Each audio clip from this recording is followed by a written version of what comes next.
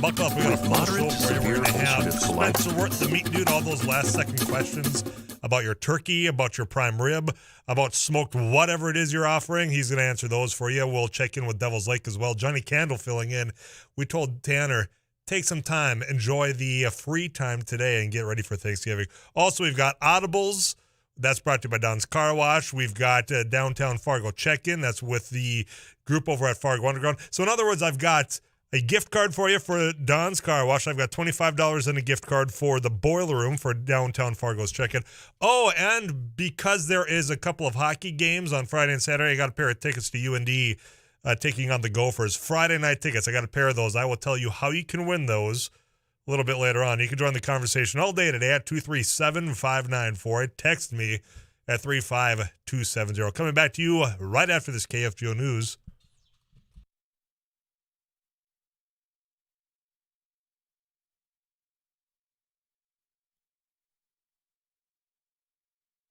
KFGO News, Fargo-Moorhead, mostly cloudy and 20 degrees. I'm Paul Juergens. Fargo's Tax-Exempt Review Committee is recommending the City Commission approve the renewal plan and developer agreement for tax increment financing for a portion of the proposed redevelopment of the vacant Kmart site on University Drive. The nearly $1.5 million tax break sought by Enclave Development is needed for the plan to proceed, according to the city's financial advisor. It requires the demolition of Kmart, closed since 2019, so construction can begin on commercial development, including retail and restaurants, and housing for the proposed redevelopment. The total project cost is $35 million. City Commissioner Dave Pepcorn, who sits on the Tax-Exempt Review Committee, says there is a shortage of low-income senior citizen housing, and he calls the plan a great addition. The Vikings have sent psychologists to the suburban Twin Cities home of defensive end Everson Griffin. They've been working for hours with the police on helping Griffin through another mental health crisis. The 12-year player has been refusing to come out of his house. Griffin took a leave from the team in 2018 for mental health treatment. He posted on his Instagram account early this morning that people were trying to kill him. Police say they don't believe there was ever anyone inside the home. The South Dakota Supreme Court has upheld a lower court's ruling that overturned a voter-passed amendment to the state constitution that would have legalized recreational marijuana use. Governor Kristi Noem instigated the legal fight to strike down the amendment passed by voters in November. The governor opposed marijuana legalization, and her administration argued in court that the amendment would have broken technical rules of the Constitution. A turkey will be the centerpiece on many Thanksgiving tables tomorrow. Brad Finstead, executive director of the Minnesota Turkey Growers Association, says Minnesota leads the country in turkey production, and there's a pretty good chance your bird is from Minnesota. We're happy to be a part of the food chain and just happy to be producing great turkeys for everyone's table come this Thanksgiving. Finstead says there are about 600 turkey farms across Minnesota producing turkeys every day. KFGO Weather Center forecast for meteorologist Tom Szymanski is calling for steady or falling temperatures, and we have seen the temperature fall and have turned mostly cloudy now in Fargo-Moorhead. Still a strong north wind this afternoon. Some flurries are possible. Decreasing clouds, wind decreasing as well tonight. 4 for the overnight low. Mostly sunny then tomorrow and 24. Mostly cloudy, 20 degrees. Paul Juergens, News Radio KFGO.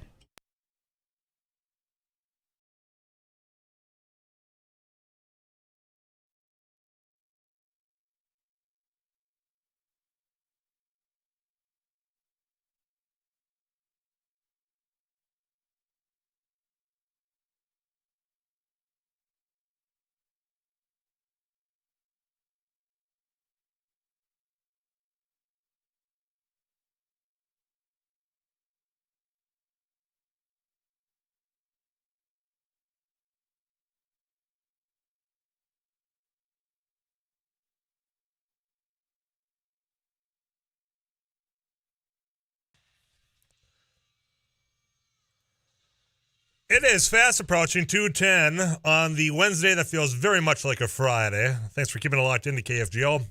I'm Tyler Axness, your host. Eric Johnson, your producer. Got a lot of things we're going to cover today in the KFGO studio, sponsored by the Detroit Lakes Outlet Recreation Store. Hey, the Blackfish Day Sale Friday. That's a mouthful.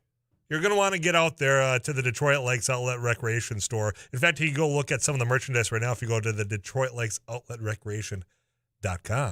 And they're going to have a Blackfish Days in honor of their Black Friday sale. So all those ice fishing little toys you want to get and the important ice castles, they're the place you're going to want to go this Friday and throughout the weekend. But you can go to their website, check that out right now. Some suggestions of topics. First, let me start here. I will tell you how you can win those UND tickets. We already had people call in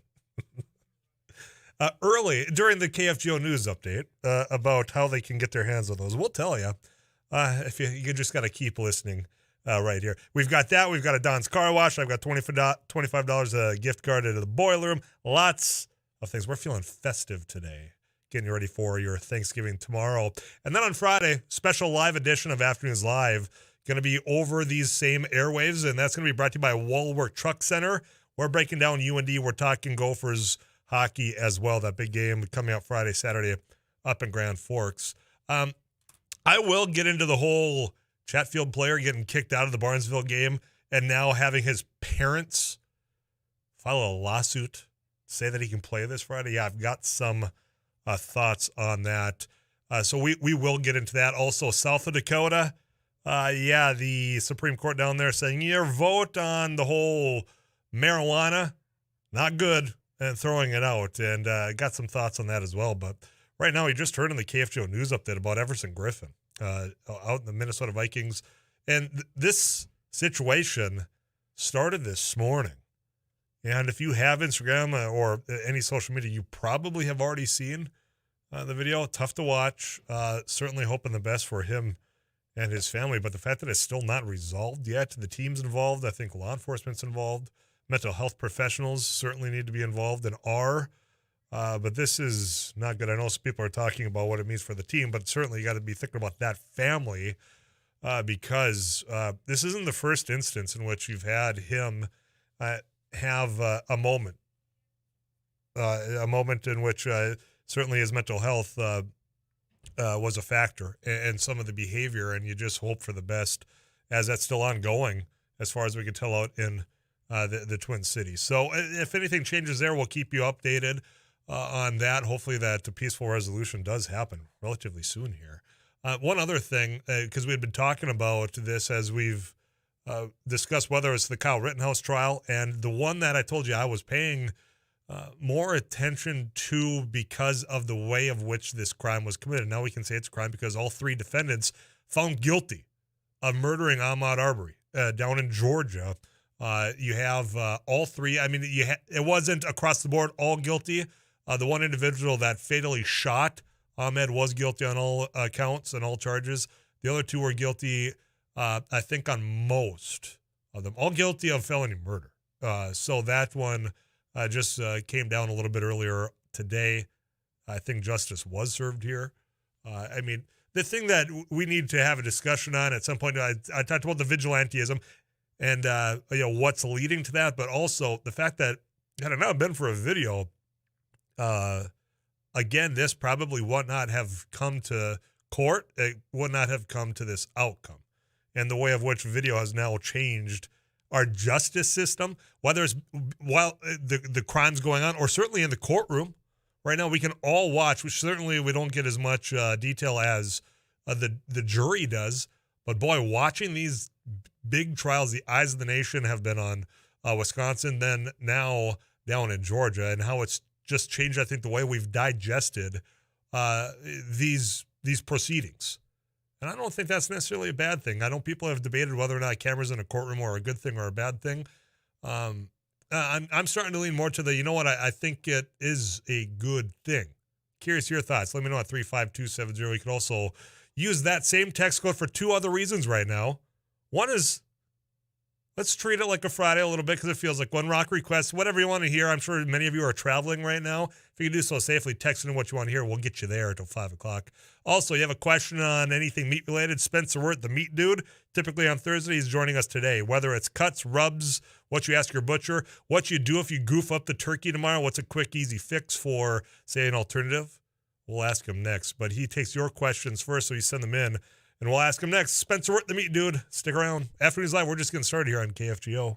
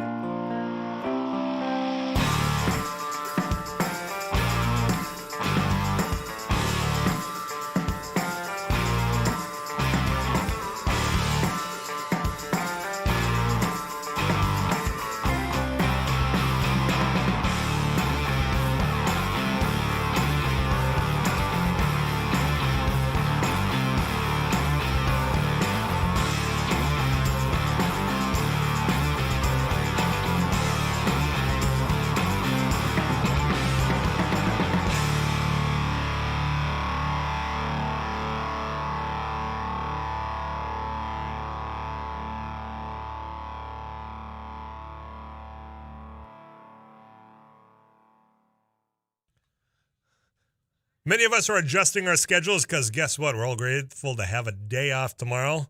So we're going to do a little extra work today, and that's the same for our meat dude, Spencer Wirt, the king of meats, joins us right now. Takes all your meat-related questions. Spencer, appreciate you being flexible. How's it going, man? Good. The king of meats. That was a new intro. I like it. Yeah, no, it just kind of rolled off the tongue there. Felt right. We can put that on a shirt, too. Spencer Wirt, the meat dude, a.k.a. the king of meats. I'm curious. The Spencer Wirt, the king of meats, you're cooking tomorrow. Let's just say, what do you cook for Thanksgiving? Are you traditional turkey? You the lamb? You the prime meat? What is on your grill, on your Traeger? What do you have to offer is what I'm asking. So I'm going to my family for Thanksgiving tomorrow, and doing something new that I've never done. I know a lot of people do it, but we're deep frying a turkey this year. So that's what I'm doing. That's what I'm bringing to the table. Though I've never done it before, that's what I'm doing. Okay, so you've watched the YouTube videos of the fire departments showing you what you should absolutely not do in deep frying a turkey, right? Right. I'm going to do a little prep work, a little research before, throwing the turkey into the boiling oil. But, I'm excited. Should be fun. Yeah, it should be fun. Hopefully there's not a lot of activity. Hopefully it's just delicious on the back end of it. I have never done deep fried turkey. I think I'm too big of a chicken because those videos have scared the bejesus out of me. So I'll be curious. You'll have to report back next week on how it went as far as comparing that to, say, smoking a turkey. Yeah. Yeah, the people that do it say that it's the juiciest turkey that you'll ever have. And, it's just, from what I've gathered is you don't put a frozen turkey into the oil. I think that's where the fires start. Water and oil, burning oil don't exactly go together. Yeah. And hopefully people aren't still having their turkeys in the freezer at this moment if they're going to be cooking tomorrow. A little late to the ballgame. A little procrastination, which I am famous for. Thankfully, I'm not the one doing the cooking. I'll get into the fact that with the percentage of men that already know they're not lifting a finger tomorrow because they're spoiled like me. But all right, so let's a turkey. You want to smoke that? At what time should people be already getting that on the smoker? Depends on the weight. I know that's what you're going to say, but let's pick a weight and go with that.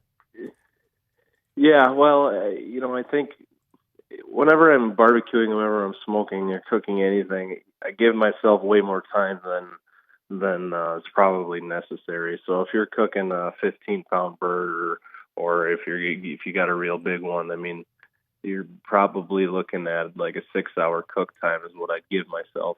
Granted, it's probably going to be done in 2 to 3, but just I don't know what the weather's supposed to be out east, but here it ain't going to be the prettiest day for cooking outside. So giving yourself that time to be able to flex the temperature of your grill, and when you're doing turkey, it's a little different than red meat. You want to be a little higher temperature than say you're smoking a brisket or smoking ribs or something like that. So you're going to be closer to that 275 to 300 with heavy smoke. So I always like to give myself plenty of time. You can always wrap and keep stuff warm in a cooler. And if you cook it right, it shouldn't dry out while it's sitting there. Again, poultry is a little different than red meat, but it shouldn't dry out while you're sitting and waiting. So, we've talked about different types of, woods you can use for some of this stuff as far as what types of meat really soak in, say, more of like an apple flavor. If you're doing poultry, turkey, is it similar to, say, pork to where it does absorb a lot of that flavor if you have it in a smoker with some flavored wood chips? Well, I wouldn't necessarily say that it's wood. Sure. That a meat takes wood in better. What it really comes down to is the potency of flavor of meat. So beef being a richer flavored meat, you're not going to be able to hint up or taste those hints of like a sweet fruit wood, right? Mm-hmm. Where pork and poultry, yes, you're definitely going to be able to pick up those little hints of depending on what kind of wood you use. So I think that's kind of the guideline to go off of. Turkey is very mild flavored, so whatever you put into it, you're going to taste it. So if you use whatever type of wood you use when you're smoking poultry or turkey or anything, it's you're probably going to taste it. So that becomes a little more of a factor when you're cooking something like poultry. Turducken a real thing, or is that just a Joe or a Madden thing? A turkey and a duck and whatever it is. I mean, because you've been around all this stuff, have you ever heard or seen somebody actually try this? Well, I'm pretty sure there's YouTube videos of people like legitimately cooking it. Have I ever done it or had it? No, but I'm pretty sure people have legitimately done it before. Not interested. I'm just curious. I want to know as somebody else who has and tell me about it so I can live through your experience. That's all I ask. Not very much. We're talking smoke, so let's just stay on that for a moment. You are a big, I don't want to know if you're a proponent, but you said, look, one alternative that you should try if you want is lamb. You ever, what would be the process of, say, smoking a leg of lamb? Whether that, I mean, maybe not for tomorrow, but say Christmas is around the corner. That's a holiday alternative that you've pushed before. Is that similar? Explain that process. Is it like any other type of meat or what? Well, it's. I mean, we want to talk about super rich flavored meat. That's going to be lamb. That's probably the most potent flavored red meat out there, even a little richer than beef, I would say. When you're cooking a leg of lamb, it's different than cooking something out of the leg on a beef, right?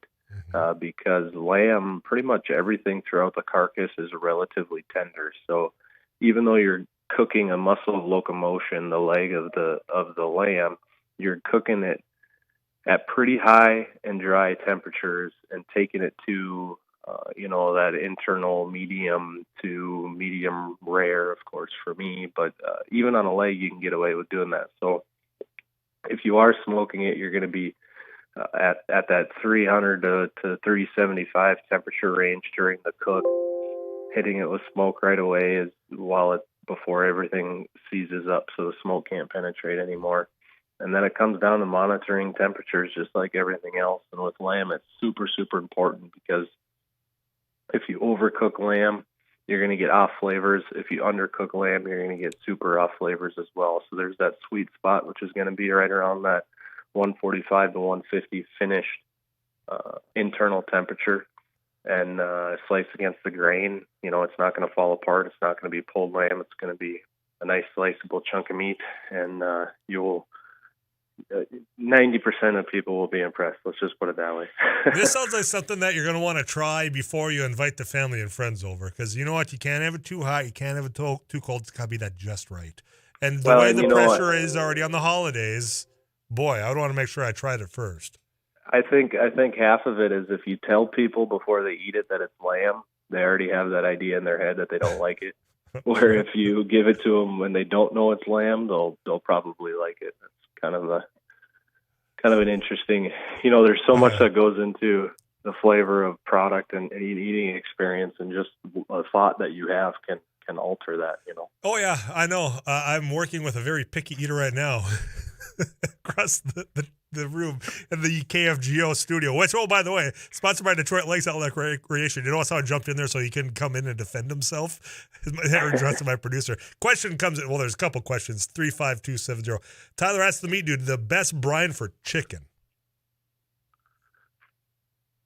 Oh, so whenever I'm brining, whenever I brine, let's say chicken thighs is something that I cook quite often. It's a barbecue competition cut.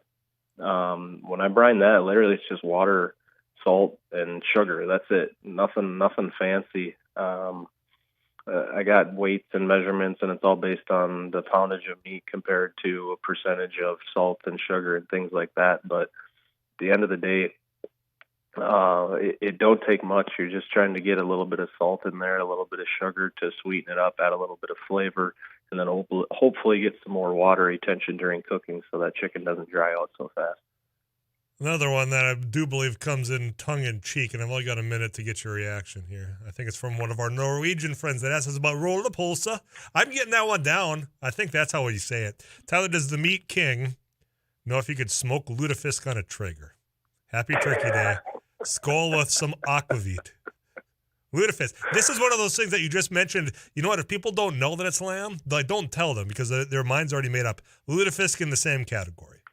Probably. And I do not know if you could smoke lutefisk. I do not know that answer. Yeah, I don't know if you could have enough smoked injected to get rid of the nastiness of which lutefisk does in fact smell like. Exactly. Spencer, man, you have a great Thanksgiving. I appreciate you being flexible. We'll chat again next week, all right? That sounds great. Yeah, happy Thanksgiving to you. Yeah, you as well. Spencer Worth, the meat dude. We'll call him the meat king, whatever. Get shirts made for him as well. I got some more messages coming your way. We're going to check in with Paul Jurgens of the KFGO News Center.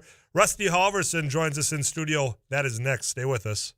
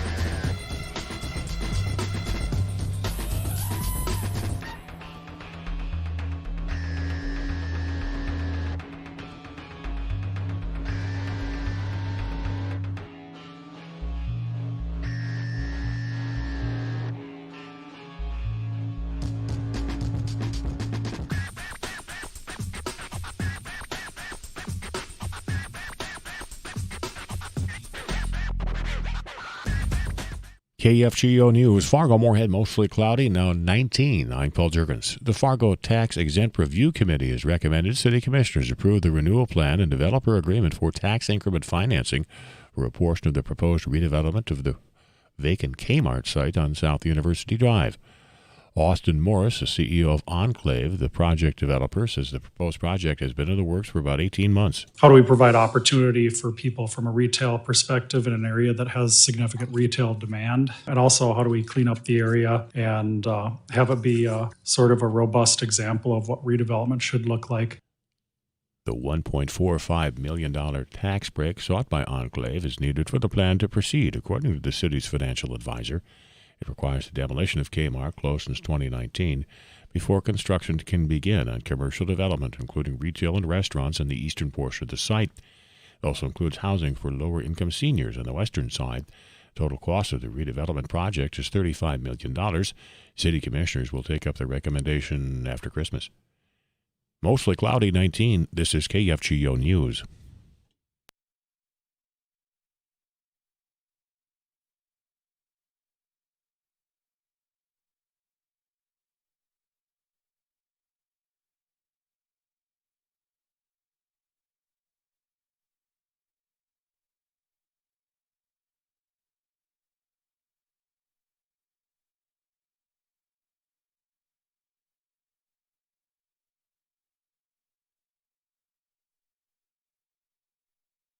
"19 degrees, this is KFGO News. Police remain at the suburban Twin Cities home of Vikings defensive end Everson Griffin.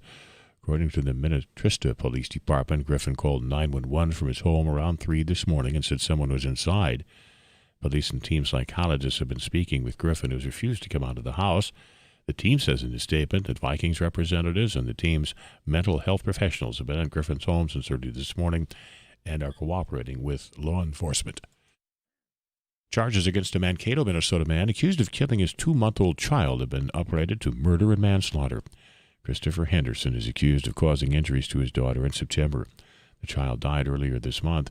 The 39-year-old Henderson was originally charged with first-degree assault. The complaint says Henderson admitted to hitting the baby on the back forcefully for about 5 minutes before trying to quiet her. The baby's injuries included bleeding in the brain, broken ribs, and broken bones in both legs. A law professor says recreational marijuana will not be legal in South Dakota anytime soon. The state Supreme Court has ruled that the decision of voters to make pot legal for adult use violates the state constitution.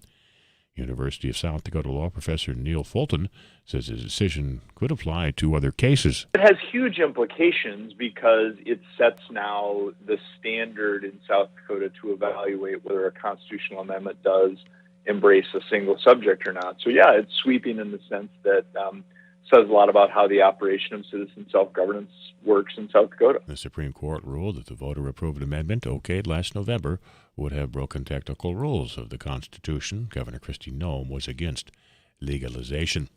The Great Plains Food Bank is doing whatever it takes to meet the needs of the hungry throughout the state this year. CEO Melissa Sobolek says just prior to the pandemic, about 1 in 9 people relied on emergency food assistance in North Dakota. After COVID began, that increased to 1 in 6. To make it worse, food donations fell, but Sobolek says the food bank remains committed to meet the needs of hungry people. So we really had to shift gears, and we started purchasing truckloads of product. I mean, that's not our normal business model, but we have this commitment to feed people, and we were going to do whatever we needed to do to get that food in. Now we're starting to see donations come up a little bit. However, we're still about 43% lower than where we were 2 years ago. And so the food product is just not out there. It's a supply issue. And so we are just doing whatever we can to purchase food, find good deals just to bring it in and get it to people. The rate of flu vaccinations for children in North Dakota continues to fall. The State Department of Health says 13,000 fewer doses of influenza vaccine have been given to children this fall compared to the same time last year. That follows an 8% drop in the number of shots in the 2020-21 flu season. Fargo-Moorhead, mostly cloudy, a windy afternoon. Temperatures have been falling the last couple of hours as a forecast by KFGO meteorologist Tom Szymanski. We may see some flurries. Decreasing clouds, wind tapering off tonight, 4 for the overnight low. Then tomorrow, mostly sunny, 24. Fargo-Moorhead, mostly cloudy, 19 degrees. Paul Juergens, News Radio, KFGO.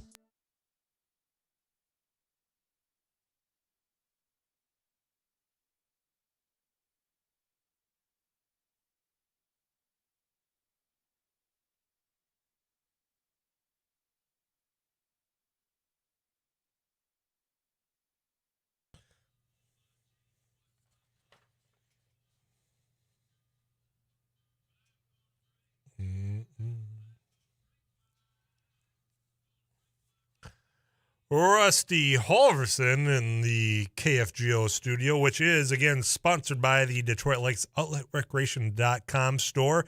Blackfish Days sale this Friday. Mm-hmm. Ice fishing on the minds, meat on the minds, livestock on the mind, everything. Yeah. Food in general on the Food in but general. But meals aren't a meal to me unless there's meat. Yep. You got to have some component to meat to it. Yep. That might upset some people. I don't care. Well, it takes a whole operation to get that meat on the table, though. Yes, it does. From the butcher that we just talked to growing that whole livestock operation. Yep. Whether it be turkey on the wing or bacon on the hoof or, Go on. I want more. That's all I got. But the Northern Crops Institute today hosting a Future of Feeding webinar with Amber Basons. She's the executive director of the North Dakota Livestock Alliance. And the mission of the alliance is to support, enhance, and promote animal agriculture in North Dakota. Amber says there are a lot of things the group tries to focus on when producers want to expand or build new facilities in the state, like dialogue with local governments when it comes to zoning and permits, and also community outreach and education. Every county is different. Every township is different. You can almost kind of go, trying to figure it out. But that's why NDLA exists, so that we can help people move through this process All right, so the basics here, just to give you a background, local leaders in North Dakota can choose. So the county and township level, they can choose to zone animal agriculture, but their authority lies in only 3 places: size, scope, and location. How many animals, what species, and where are they? That's it. They don't have authority over how thick your concrete is. They don't have authority about your manure containment procedures, none of that. That is entirely governed by the engineers of the State Department of Environmental Quality. So Amber says the Alliance visits with counties and townships, and they have with several counties, and she lost track of the townships that they've talked to about attracting livestock facilities to their area because it's good for rural revitalization, also good for economic growth. And they're going to have a booth at the North Dakota Township Officers Association Annual Convention. That's December the 6th and the 7th at the Ramada in Bismarck. So outreach there, but also outreach when it comes to communities and education to make sure neighbors are on board. Because that's not always the case. That's not always the case. Yeah, so I think opening that dialogue early and knowing how to have the conversation probably very important. And also the Alliance wants to protect producers when they do build a new facility, and we can talk about that next hour. Look at that tease, a true professional. Yeah. Rusty Halverson, multi-award winning, him and Sarah Heinrich, the best in the biz. You can go to KFGO.com, check out more of their work there. He's coming back for Audibles today also at 4:10. Yeah. Your chance to win a free The Works car wash. You were gone last week. Abby was gone last week. Matt English was gone last week. I had Joel, Paulie, Derek, and myself. Oh, wow. Mm-hmm. Wow. Yeah. That's what a lot of people said. Wow. Wow. When they're listening to this. Wow. Rusty Halverson, appreciate it. We'll come back next bet. hour. Here's what's coming up. We're going to get you caught up with CBS National News. Johnny Candle, Devil's Lake. Let's talk about if, in fact, you got a little extra time this week and you're in that area, what you might want to do when it comes to fishing. If you're planning that ice fishing trip, you got that on the mind. I'll tell you how you can start planning for that next.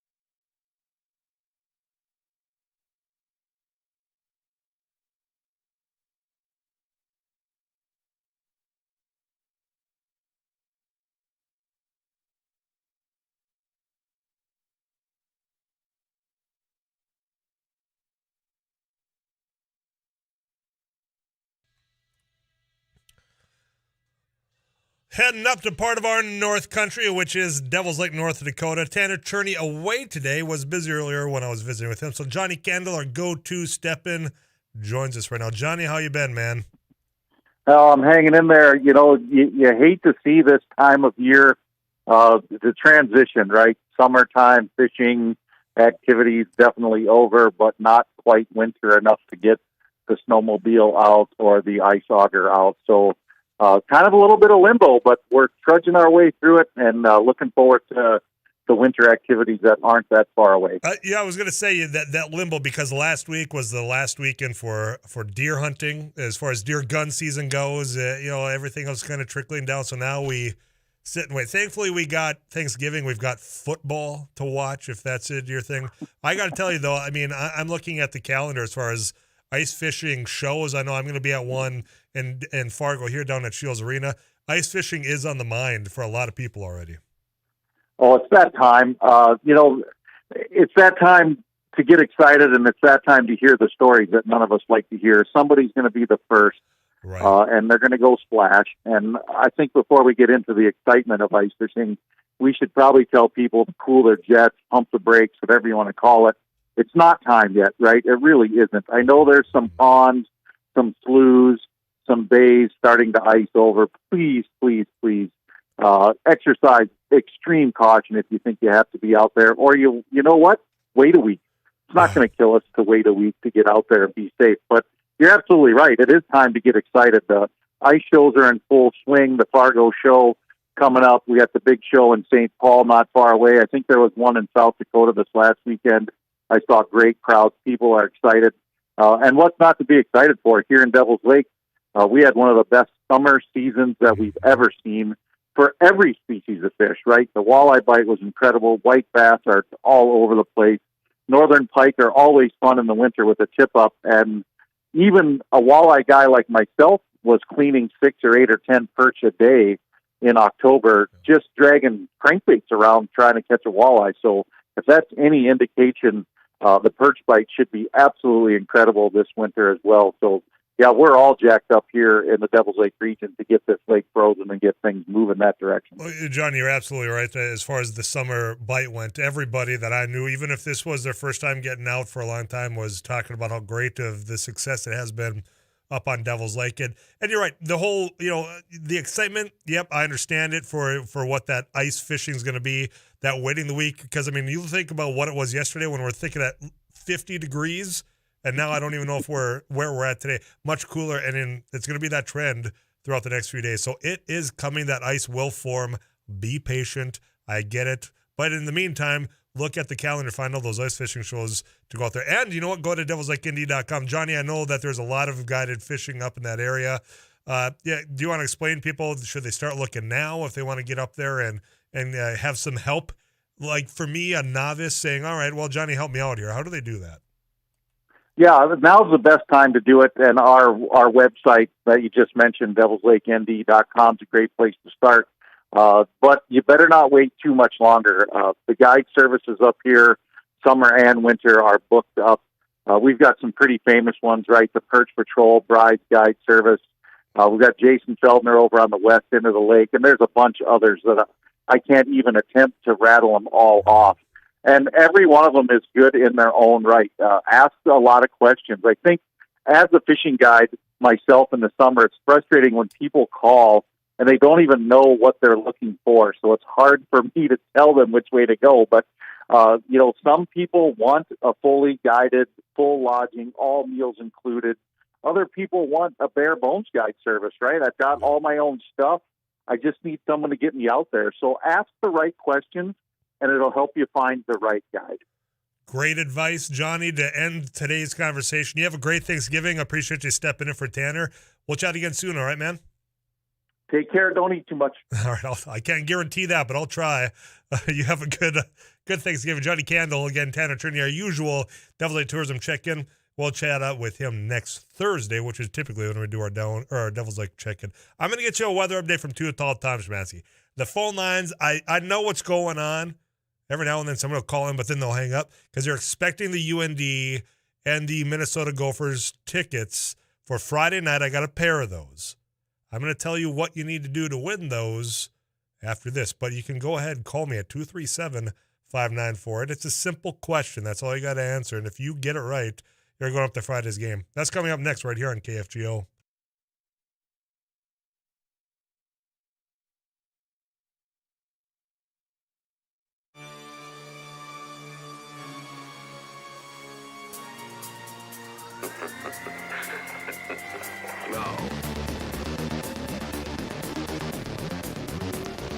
Good afternoon, everyone. I'm KFGO Chief Meteorologist. Too Tall Tom Szymanski, mostly cloudy and windy.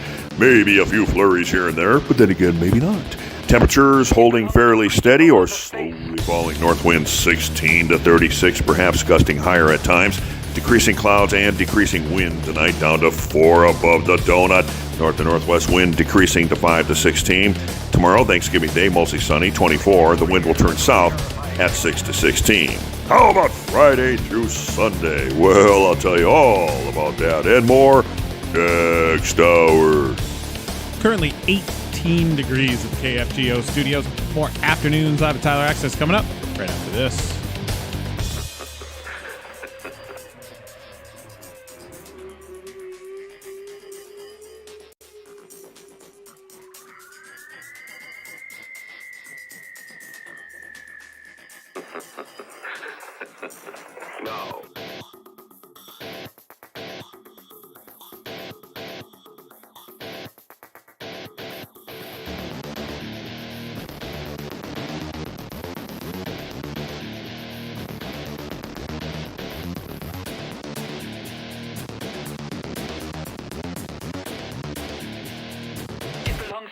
From outer space.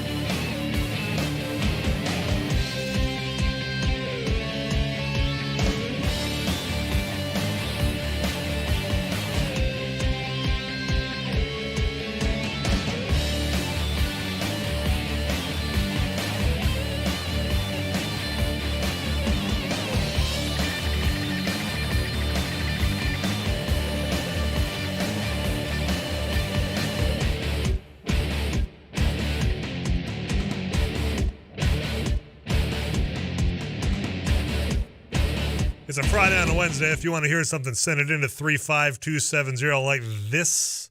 Jay Giles, Ben, some centerfold. Thanks for sending that in. Got a pair of tickets to the UND game this Friday. This is for Friday night's game, and they're digital tickets, so if you can't get here before the end of business, don't worry. We're sending it to you electronically. Simple question. All you got to do is answer. What year was the first inaugural hockey game at the Ralph Finkelstead Arena? You can either call me at 237-5948. The Laney studio line, also toll-free, is 1-800-880-5346. Text me at 35270. All you got to do is give me the year of which the inaugural hockey game was at the Ralph Finkelstead Arena. Then the Fighting Sioux phone lines are blowing up, and I'm going to take them in the order in which they come. The rules, you call in, you get priority, so I'm going to get to those as soon as they get entered in here. Just the year. I don't need the exact date. I'm not going to make it that difficult for you, but it's a pair of tickets. So you, a friend or a family member, are going to be going. I'm going to take them the order of which they came, and that means Bob, you're on Afternoons Live. How are you doing, Bob? Good. Good. What year was the inaugural hockey game at the Ralph Finkelstedt Arena? 1949. Ooh. We're talking the new Ralph. So we'll try this with Nathan. Nathan, thanks for calling in. How are you? I'm doing well. How are you? Doing okay. What year was this inaugural at the Ralph? The newly renovated, all that. The new great Fighting Sioux logos everywhere. What year? Well, I was at that game, so I hope I get it right. 2001. Correct, Nathan. Since you were at the game, and this doesn't go any further. I don't have any additional things to give you. Who did they play that game? The Gophers. The Rodents. Yeah, they did. And that's what's so great about this. Yeah, the inaugural game, October 5th, 2001, against the Minnesota Gophers. And guess what? You're going up to Friday's game. I'm going to put you on hold, all right, because I need to get more information from you. And then we'll electronically get those tickets from us to you, all right? Thank you. I appreciate it. Hey, my man, I appreciate you calling in. Have happy Thanksgiving. Yeah, 2001, October 5th, was the Ralph Finkelstedt Arena's inaugural hockey game. And again, featured Fighting Sioux at the time, rival Minnesota Golden Gophers. Hopefully the outcome ain't going to quite be the same this go-around. Minnesota did defeat UND. That was 7-5, I believe, was the final score. One of the people that was in that game, Brendan Bochensky, is now the mayor up in Grand Forks. So tomorrow, we're off. Friday, guess what? I'm back live with you, talking all things UND and Minnesota.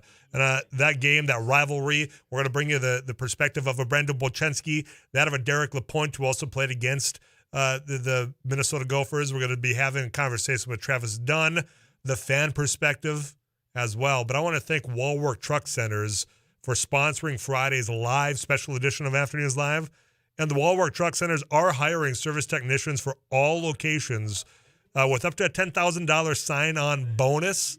Now, of course, that's depending on the experience. You can apply at Wallwork Truck Centers and just click on that career tab. We'll tell you more about that and also this game, this rivalry that is going to be up in Grand Forks. And what I'm excited for is, one, obviously, the fact that this is one of those head-to-head matchups that it went away for just a couple of years because of transitioning into different conferences. I know going into the Big Ten, there's some people that aren't very happy with that, claiming that, well, Gophers maybe they're chasing the dollar. But I will give both programs credit, the fact that they are not in conference anymore, but they are still willing to schedule each other and keep that rivalry alive. Because you know what? You can feel it. People are talking about it. They looked at the calendar and said, oh, God, we got Thanksgiving and we got UND and Minnesota all in one weekend. So Grand Forks overall is going to be ecstatic. And we'll tell you about that as far as when we are broadcasting live again here on Friday, 2 to 5 here on KFGO. Here's what's coming up, 3 o'clock hour. I want to talk about high school athletics just for a little bit here, because yesterday after I got off the show and I was going through some of the things that were transpiring online, the Chatfield player, the quarterback that last week during Thursday's Audibles, you remember Derek Hansen was physically here, but he was watching the Barnesville game against Chatfield. And their player was kicked out of that game. And he was kicked out of the game for kicking his opponents. So he had two flags, got kicked out of the game, and with that comes that next game suspension. Well, what's going on as of last night? This individual, this player's parents, have filed a lawsuit to try to make sure that their kid can play in the championship game this Friday. There is a lot to unpack when it comes to that instance, and I want to know your thoughts. The parents trying to go to court because their kid, and if you have not seen the video, it's easy to find online. I mean, a blatant kick for at least one of them. And I have no doubt that he was warned if he did it again, you're rejected from this game. And you know what comes with that? The next game. Yet now the parents, lawsuit, going to court over this. For me, this is something that is one of those last moments that you could point to saying, here's what I think is wrong with how we act today and how people simply get away with it. I can tell you, back in my day, parents wouldn't be necessarily going to bat just for their child, especially when you got the video footage of it. But we'll talk about that after the CBS National News.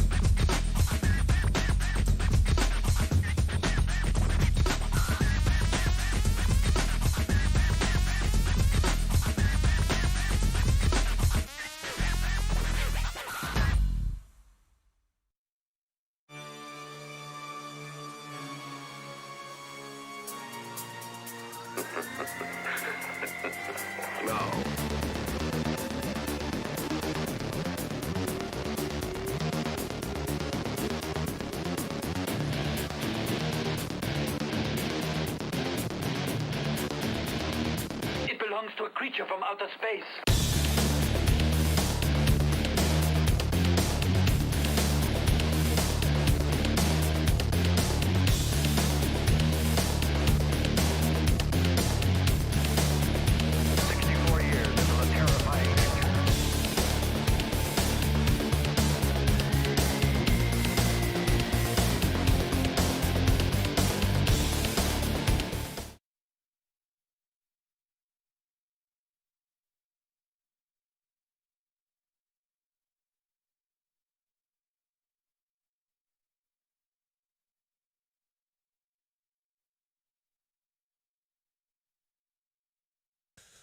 I'd mentioned earlier when we were visiting with Spencer Wirt, the meat dude, men much more likely to not lift a finger tomorrow. Shocked. And news that is not surprising whatsoever, that men are going to be more lazy than the females and the ladies tomorrow. In other news, rain wet. 25% of men don't expect to cook at all, compared to just 11% of women. Yet somehow, doesn't it seem that every family, like a dad or uncle, carves the turkey after that somebody? is an important step. Does it count? It's count as, somebody is designated the carver. Yep. 11% of women said, I don't plan on cooking at all. Women are twice as likely to say they'll do, quote, most or all of the cooking, 48% compared to just 24% of men. Here's the thing that's worse. The dudes don't even want to clean the dishes after the fact. Come on, fellas. Do something tomorrow. Besides watch football and stuff your face. I know a lot of people are just planning that. Do something. Don't make us all look bad. We'll come back and we'll talk about some other items. And the parents filing a lawsuit for the whole situation that took place last Thursday, this Chatfield game that was against Barnesville. You have their QB get ejected because of his conduct on the field, and now his parents for the varsity football team saying, we're going to file a court lawsuit because we want him to play in the championship game on Friday. There's a lot to unpack there, and we'll do it after this KFGO news.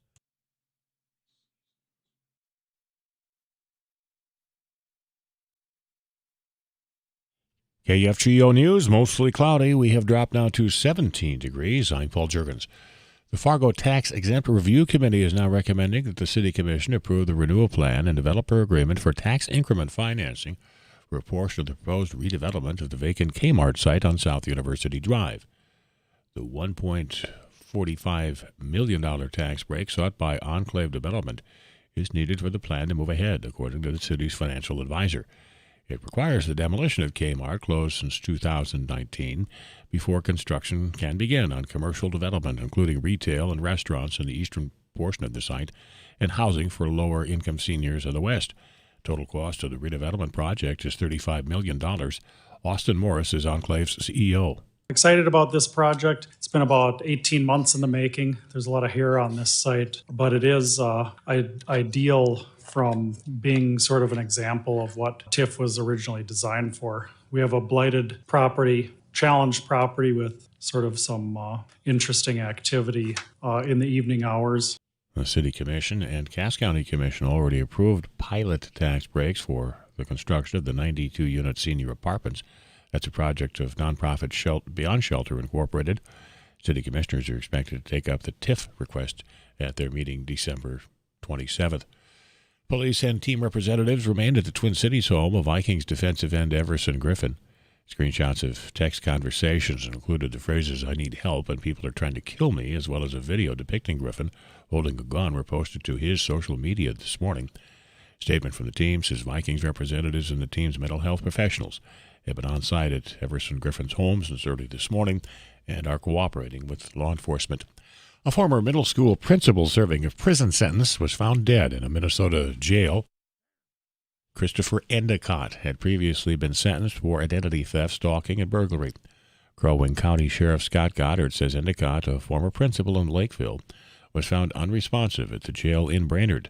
Endicott was jailed on a Department of Corrections warrant. He had been released from prison earlier this month as part of a program that allows inmates to live in the community under supervision. The South Dakota Supreme Court has upheld a lower court's ruling that overturned a voter-passed amendment to the state constitution that would have legalized recreational marijuana use. Governor Noem instigated the legal fight to strike down the amendment passed by voters in November. The governor opposed marijuana legalization, and her administration argued in court that the amendment would have broken technical rules of the state constitution. KFGO Weather Center forecast: temperatures have been dropping this afternoon. It will stay mostly cloudy, still windy. Some flurries are possible. Decreasing clouds, wind decreasing overnight, and 4 for the overnight low. 24, mostly sunny tomorrow. Friday, partly sunny, near 38. Saturday, partly to mostly cloudy. Slight chance of light snow or flurries Saturday morning. 38. And partly sunny Sunday, the high near 39 degrees. Fargo-Moorhead, mostly cloudy, 17. Paul Juergens, News Radio, KFGO.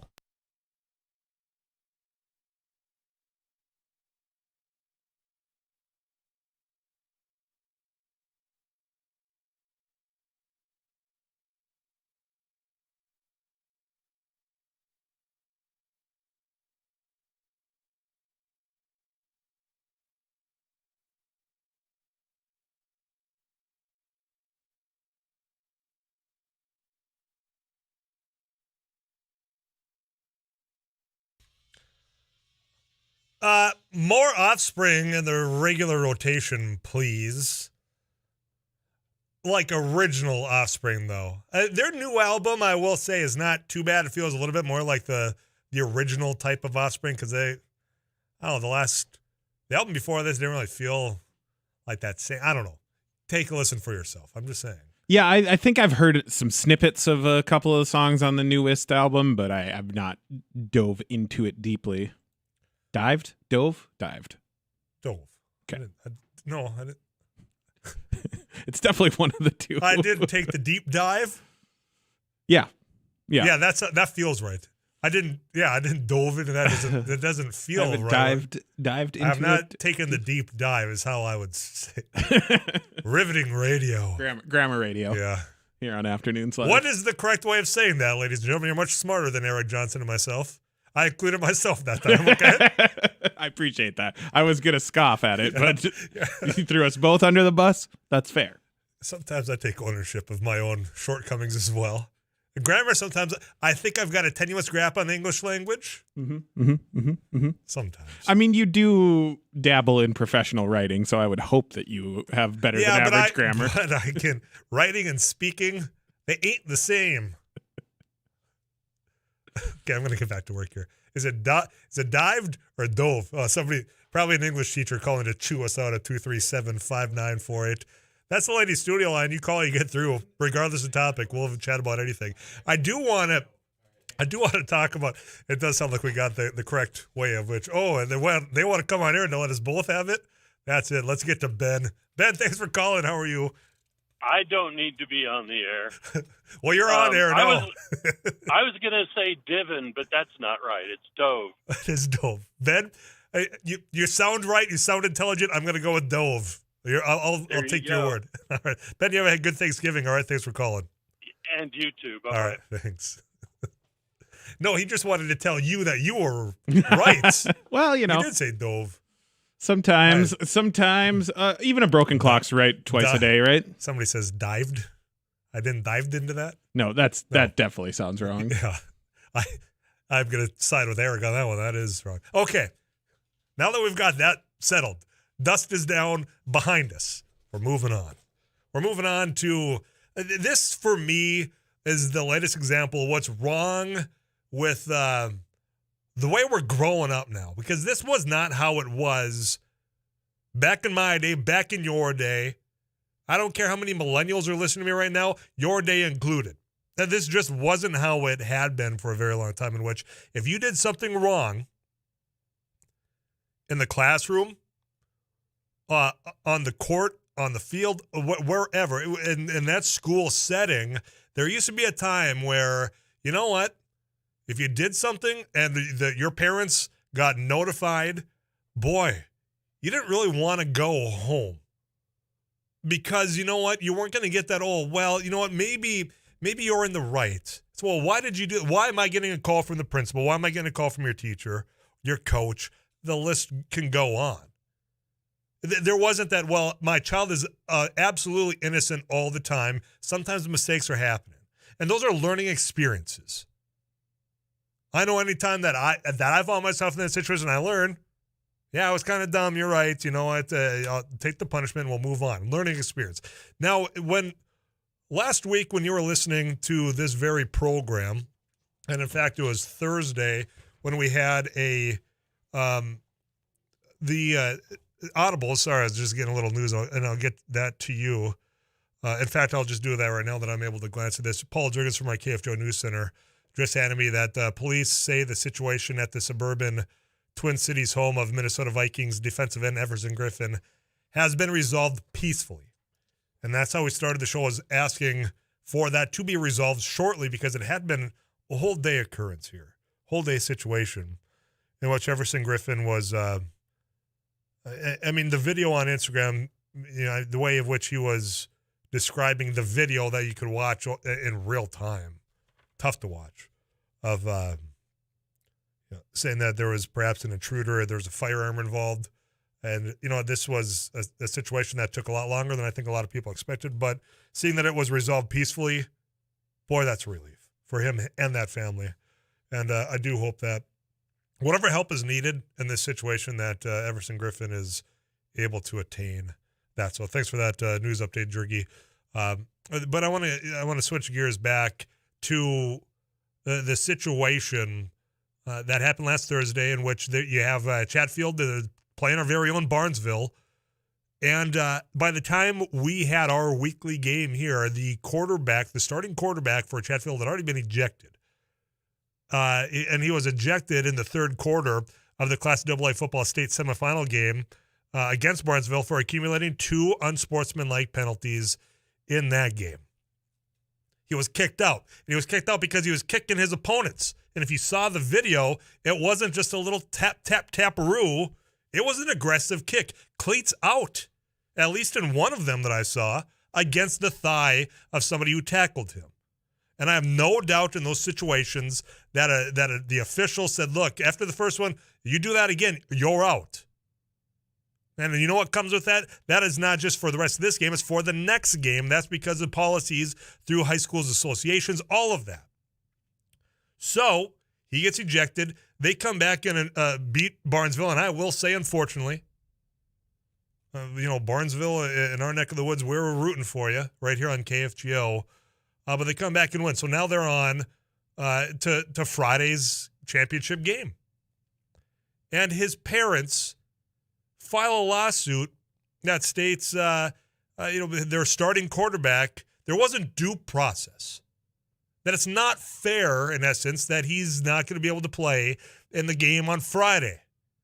And I'm calling them bull on that. You could watch that. In fact, they were probably there watching that in real time.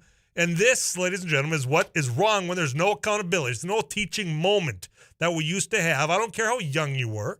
I mean, this young adult is a minor child, but you know what? He's a junior in high school. What, 16, 17? Sure, we did a lot of stupid things, but you did what the punishment entailed. You sit out, you had detention, whatever it was, there was accountability. And now you have too many damn parents bailing out their children on things like this. And I think this is just one of those pieces that's highlighted right now of, you know what, when we're just saying, oh, it's okay. I'm sure, you know what, it's not fair what they're doing to you. He did it to himself, ladies and gentlemen, even if he's a junior in high school. He's the one that went out there and was warned after the first one, did it again, got ejected. So now this is in court, and the approach of all of this is wrong to me. I still, even if a court says, all right, well, this punishment, maybe there wasn't due process. If I'm the coach in this situation, do you play him? Even if the court comes back and said, well, you know what, maybe this was a stretch. If you're the coach for Chatfield, knowing that even it's the championship, do you play him?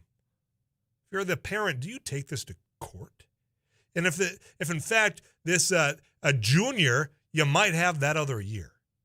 But this encompasses, I think, why you don't have people wanting to go out and be an official for any level of athletics, whether that's T-ball all the way through high school, and you just keep going on down the line. You have people not wanting to readily be school officials because you don't necessarily have that partnership in the growth of these young adults anymore. Instead of taking this side, and it's not necessarily that the side was always right, but it's almost as though it's an instinct more often now. That's, well, not my child doesn't deserve that. And taking this to court to me is wrong. Curious your thoughts at 35270. More messages coming in at 237-594. You can call in as well to the Laney studio line. Tyler, I feel for the football player.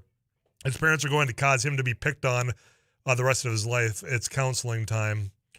Tyler, I cannot find the video online of this Barnesville kid's bad behavior. Am I using too many words on Google?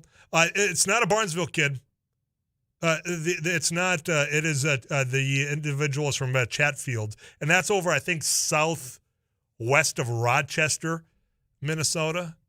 But it was against Barnesville, so Barnesville unfortunately lost that game, and Barnesville, one of their players was, or maybe two, was kicked by this junior quarterback. More messages, and I got to get a quick commercial break here. You send them in, I'll read them, and I'm Tyler Axness. This is Afternoons Live.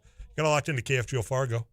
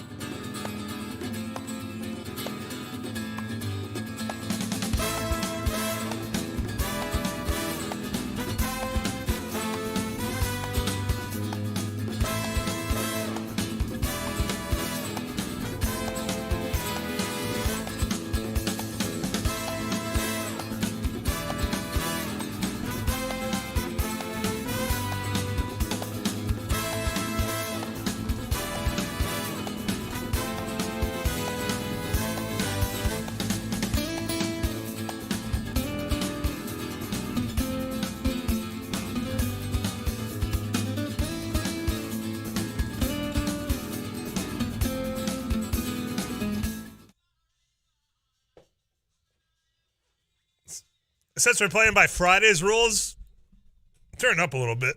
Rock request Wednesday.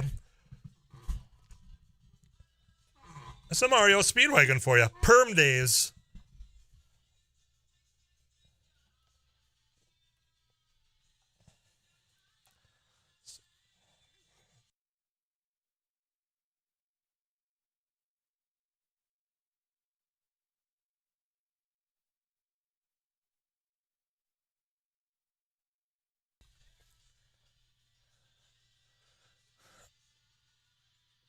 That change sometimes not always a good thing, and the conversation we're having right now is it feels as though the change in dynamics when it comes to discipline for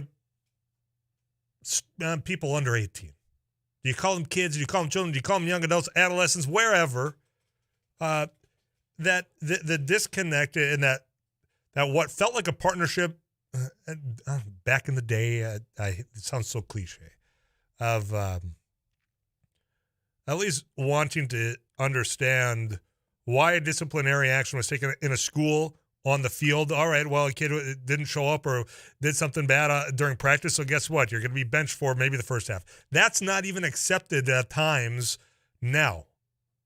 And then you get in some situations, and I know because I know people who are coaches, who are teachers, who are in administration on school boards, you're getting calls at all hours of the day. Now, from angry parents about, well, geez, little Johnny, you better be seeing the field on any given whatever day. And that is, I don't think, a healthy situation. And this latest example, and there's so many messages at the text club, and I promise I'm going to get to those. This Chatfield, if you're just joining us, the quarterback from the team that came back and unfortunately defeated Barnesville last week. His parents filed a lawsuit saying due process was not served to my child. He should be eligible to play the championship game on Friday.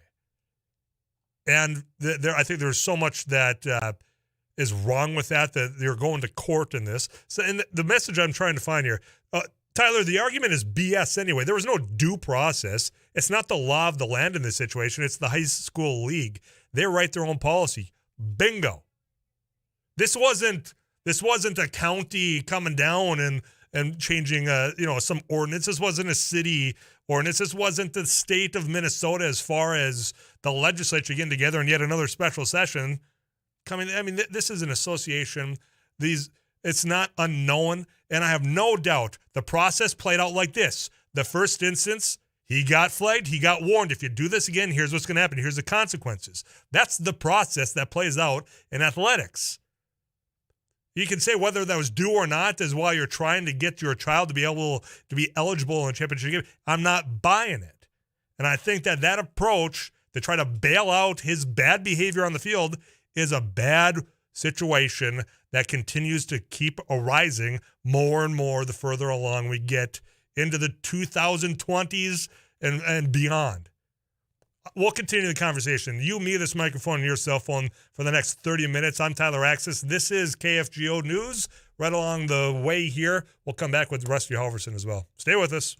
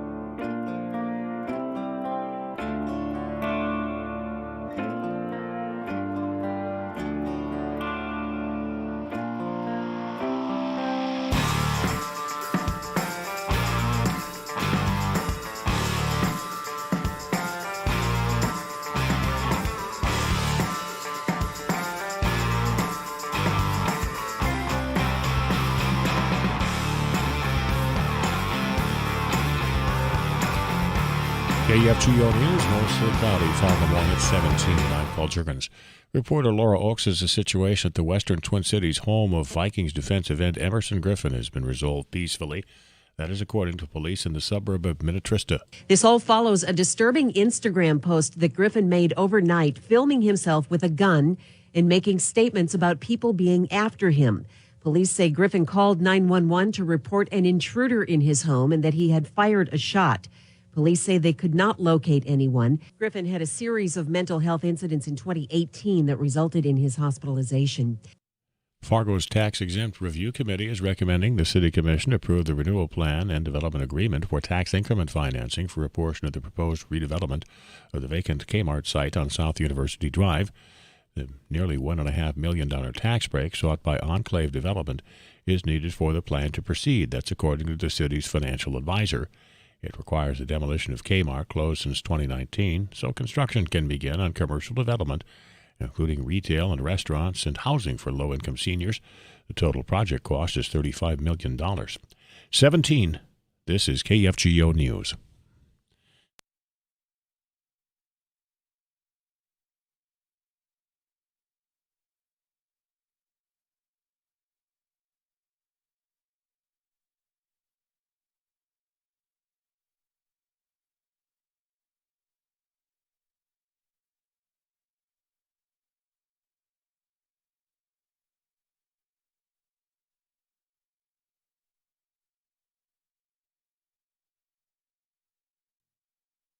"17 degrees. This is KFGO News. The rate of flu vaccinations for children in North Dakota continues to fall. The State Department of Health says that 13,000 fewer doses of influenza vaccine have been given to children this fall compared to the same time last year. That follows an 8% drop in the number of shots in the 2020-21 season. State Health Officer Dr. Nizar Wiebe says children are especially vulnerable to the flu. Wiebe recommends that anyone older than 6 months of age be vaccinated against the flu. The South Dakota Supreme Court has upheld a lower court's ruling that overturned a voter-passed amendment to the state constitution that would have legalized recreational marijuana use. Governor Nome instigated the legal fight to strike down the amendment passed by voters in November. The governor opposed marijuana legalization, and her administration argued in court that the amendment would have broken technical rules of the Constitution. The Supreme Court sided with those arguments, ruling that the measure would have violated the state's requirement. The constitutional amendments deal with just one subject and would have created broad changes to state government. Also in South Dakota, lawmakers will meet next month to hear from a former state employee at the center of questions over Governor Nome's whether she interfered with a state agency that was evaluating her daughter's application for a real estate appraiser license. The legislative committee has scheduled a meeting for December 14th after issuing a subpoena to Sherry Breen, the former director of the appraiser certification program. Last year, Breen's agency decided to deny Nome's daughter, Cassidy Peters, an upgrade to her appraiser certification, but the governor got involved and Peters was given another opportunity to get her license. Thanksgiving is the peak day of the year for home cooking fires.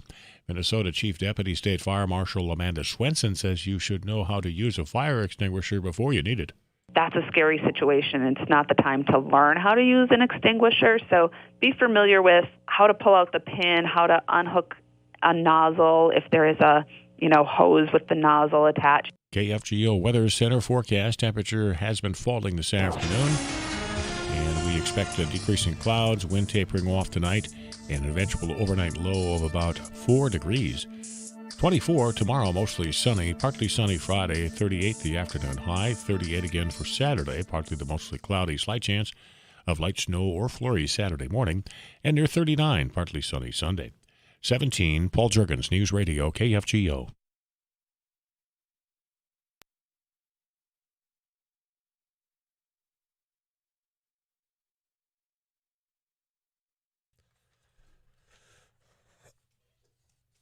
The long, hour-long tease of Rusty Halverson comes to a close now. Uh-huh. Yeah. He said, more on that next hour. It's been an hour. Yep. JJ brought the chippers in. Yeah. I can't take credit for that, so thanks to him for doing that. Good Lord. They're good. Delicious. They are good. All right. I can't wait anymore. We're talking about livestock, having those conversations with not only the industry, those that want to get involved in maybe expanding Mhm. their livestock operations, but also the communities around those. And we were talking about that last hour. Where do we leave off? Well, Amber Bason's executive director of the North Dakota Livestock Alliance says they like to have a dialogue with local governments when it comes to zoning and permits, and also community outreach and education too, because neighbors, small towns, a lot of these folks have known each other for generations. So if somebody's building something new, you want to have a good dialogue, good communication about what's going on. And she says another thing they focus on is reverse setbacks to protect producers that want to build. Reverse setbacks mean that if you have to be a mile from your neighbor, if your dairy has to be a mile from your neighbor, then somebody can't come out and build a house a quarter of a mile away from you. So you're not only as a setback from your neighbor, then you also are protected by that setback. Okay. And the reason that we have those discussions is because other states in the United States have actually had people targeting farmers by building within their setbacks and then suing them continuously over and over and over again for nuisance like odor or even tractor noise, even the yard lights. They're suing for light pollution. So you don't want to end up in the courts, but some folks just don't understand. Say you've got to make hay, you've got a combine late at night. There have been calls to county sheriff's noise complaints about activities that are quite normal for farm country. Well, yeah, the activities, people always talk about, well, the product that comes along with some livestock too is, the smells that are associated with that as well. Because we've had people on both sides of these arguments and a variety of these moments in this area say, look, I do want this. No, I don't want this. And it gets heated. And you're right. I mean, these are neighbors have been together for years. Yeah. It could get pretty tensious out there. Contentious. And that's the last thing that anybody wants when it comes to the Livestock Alliance. And good partners in the alliance, too. North Dakota Soybean Council, the Corn Council, Pork Council, Ethanol Council, Northern Pulse Growers, NDFU, and Midwest Dairy. So they're trying to do good things. Yeah, getting that dialogue open up front, I think, is certainly a good step in the right direction. Yep, absolutely. You come back next 20 minutes or so. We got Audibles today. You ready? Yeah, after the news, top of the hour. Yep, I'll save that spot for you. That's brought to you by Don's Car Wash. Put a smile on your car and on your face. We're doing that today because tomorrow there's no show, Turkey Day. Rusty, obviously, you check out more of his work. Sarah Heinrich as well. If you go to KFGO.com, click on that agriculture tab is all you got to do. Get you caught up with CBS National News now. When we come back, all of your messages on this whole parents filing a lawsuit because their kid got ejected from a game because of his own doing. Yeah, you have a lot of opinions. I'll share those next.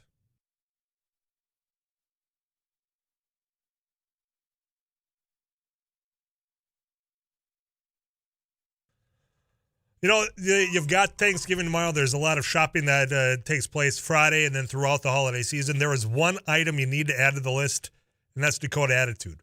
This is a book that I've told you about. In fact, we've interviewed Jim Puppy, the author, just a couple of weeks ago. You can go to KFGO and listen to that podcast because he tells you all the work he put into making sure he was able to tell your story.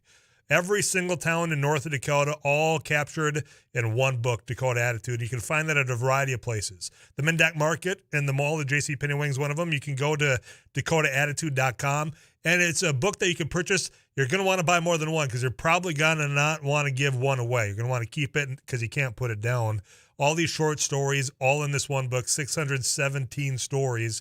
And here's the thing. When you buy this book, the proceeds from the book sale is going to the North Dakota nursing students. So you're being able to learn more about your stories and your towns, but you're also helping that future generation when it comes to the students in the nursing programs across the state. Stories from every small town. And the thing that's great about this is he learned from that town who's the individual he should visit with to help tell the story so that they're not forgotten, that they are heard. And all of that, again, Dakota Attitude, you can go to DakotaAttitude.com. Purchase your book, purchase yours for the gifts to be given out on Christmas, and plus you're giving forward when all those proceeds are going to the North Dakota nursing students. Dakota Attitude, that's one you're going to want to not put down.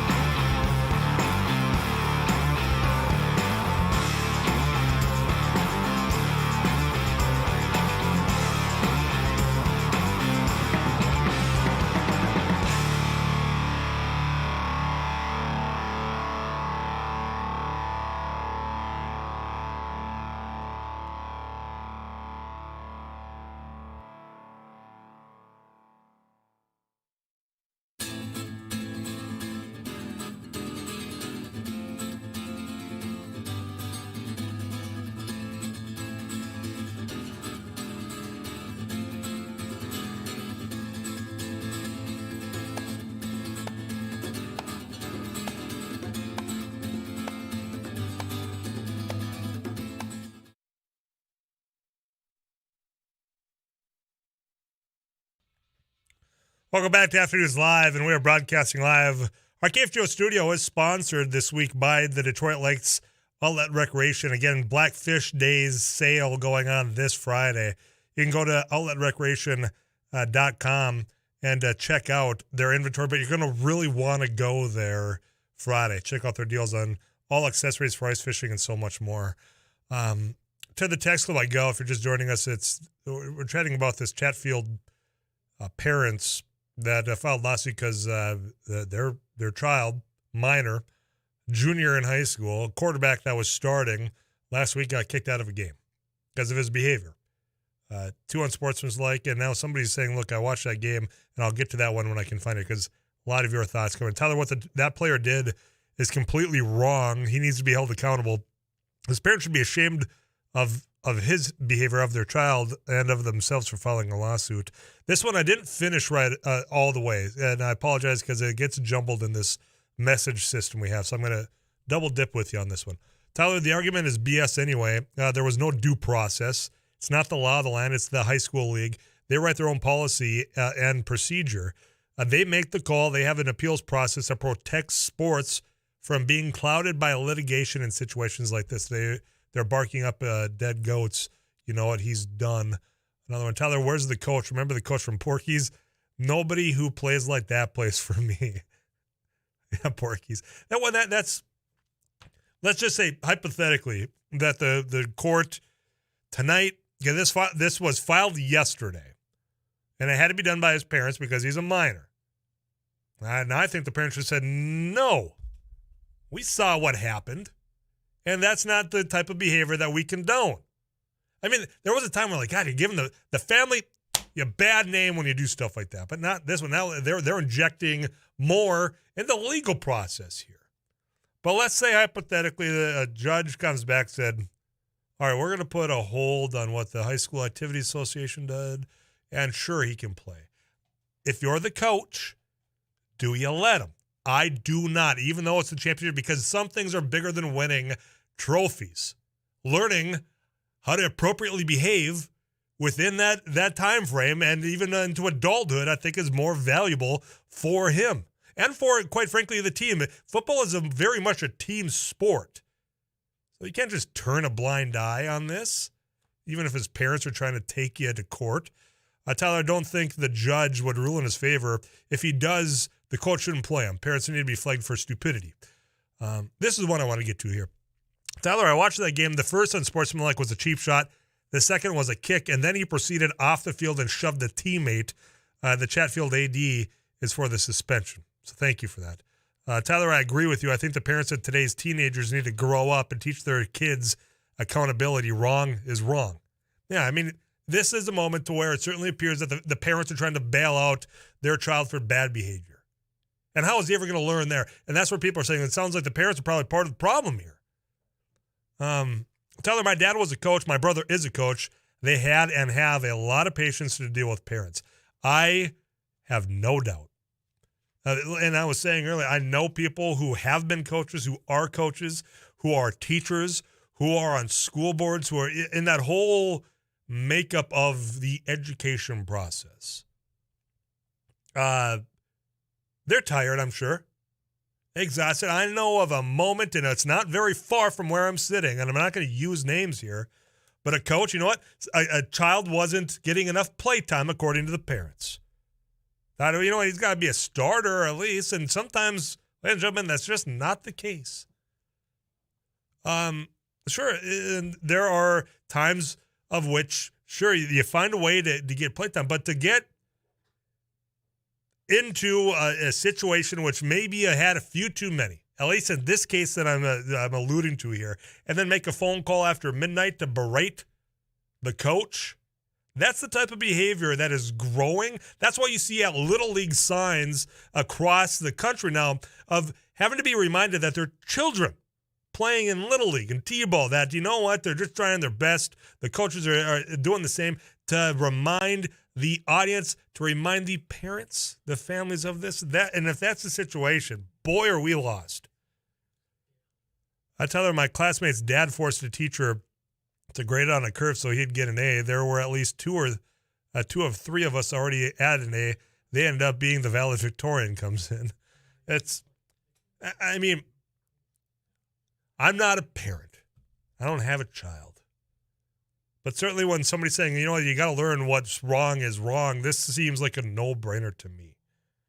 And yes, his conduct cost him the next game.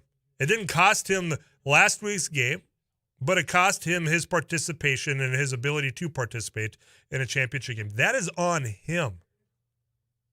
It's on nobody else but him. Not the officials, not the coach. It is on how he did it. And he's got to learn that those actions do have consequences. And there's not always going to be mom and dad to bail you out on those moments. Sending a bad signal. Tyler, I knew of an incident similar to this 20 years ago. There were parents like this then. Coaches leave their professions because of these incidences. You're right. I mean, they do. Why would you want to put up with some of this?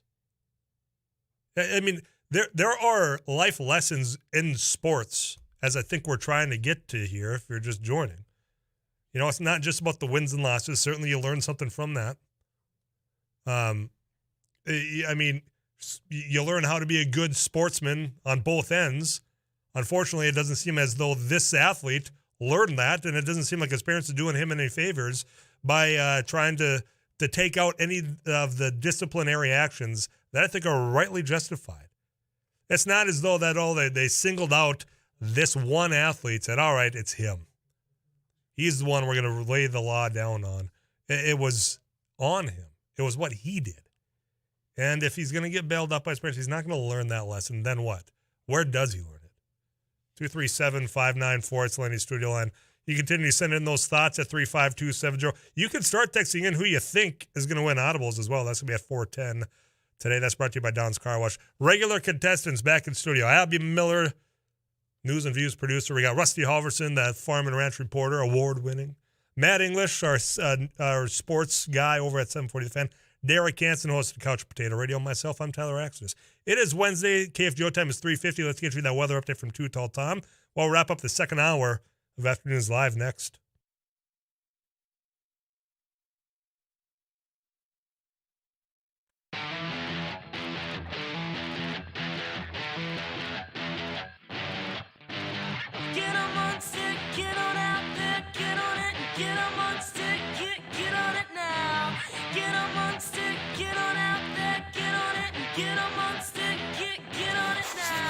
Greetings, everyone. I'm KFGO Chief Meteorologist Tom Szymanski.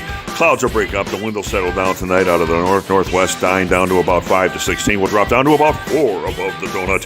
For tomorrow, Thanksgiving Day, mostly sunny, high 24. Wind will turn south anywhere from 6 to 16. Then, Thanksgiving night, partly cloudy. Overnight low dropping down to about 14, close to midnight. Then steady or rising temp.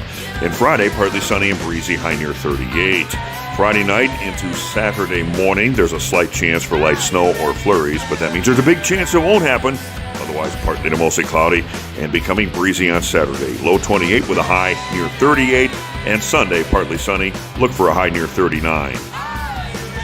Currently 16 degrees at the KFGO studios. More afternoons live with Tyler Axness coming up right after this.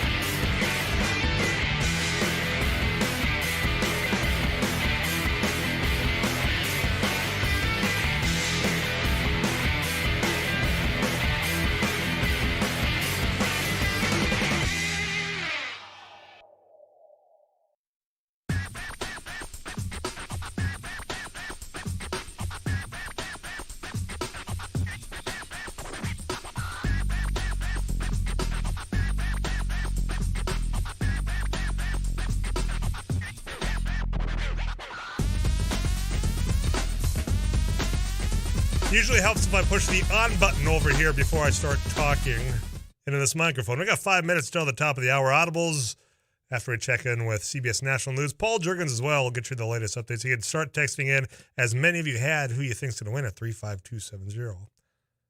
I'm going to walk into something for all of your delightment, or mostly my producer's delightment, because he has waited. I think this is about 2 years in the making. Yeah, at least. Winner, Senator Tyler A. There, does that feel good? Yep, it does. It does. I've said for a while now, though, that I knew I wasn't going to get a lot of chances to use that with you. There are other former state senators that I know that I may have had a little more opportunity with. He played last week, wasn't it? He did a terrible job filling in for Abby Miller. So there's proof that I can be humble, Eric. It's just not when I'm competing in a game. I'm humble enough to say, hey, state senator. It's hard to be humble when you're perfect in every way. I hope we all get to play that song in just a short amount of time. Audibles. Don's car watch to say play a game every Thursday. Well, you know what? Tomorrow we're all celebrating. And we'll probably be watching some other games on TV like football. So we're going to play that next. Also, and the bottom half of the hour, we're heading downtown Fargo. We got Mara Jorgensen with Fargo Underground. Going to let you know all the weekend activities. That's brought to you by the Boiler Room. And guess what? $25 in a gift card to that location. And downtown Fargo is going to be on the line there as well. So a couple more giveaways on a Wednesday, leading you right into Thanksgiving. This is Afternoons Live. I'm Tyler Axness, your host. Stick around.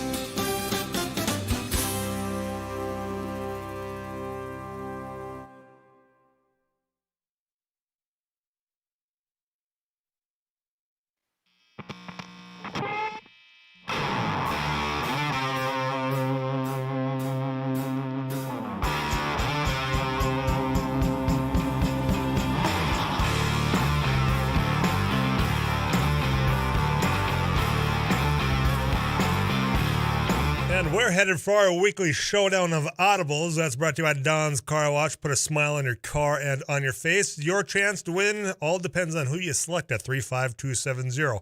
Abby Miller, producer of News and Views. She'll kick down that door any moment now and be right in. Rusty Halverson's back in studio, part of the Farm and Ranch team. Derek Hansen in studio and here mentally as well this week. Matt English from 740 The Fan, our sister station, going to be joining us in just a moment. But it is 4 o'clock. That means fact checker at 4. And today is that drinks giving. It's when all the guys and gals get back from college and they have some fun. I prefer one of the alternative names of Blackout Wednesday before Black Friday. Okay, I mean, I'll allow it. That's not the National Today calendar is what it says. They call it drinks giving, but okay, we'll go either way. Today's those days. Get a sober ride home. Don't be stupid. But here's their fact checker at 4. Here's the claim. Arby's is going to sell a French fry flavored vodka.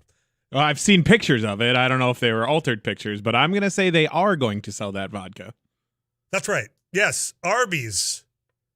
Arby's, like the fast food chain. Regular French fries or curly fries? Yeah, if it's the curly fries, count me in.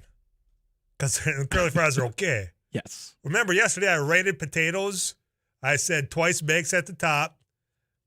Tater tot.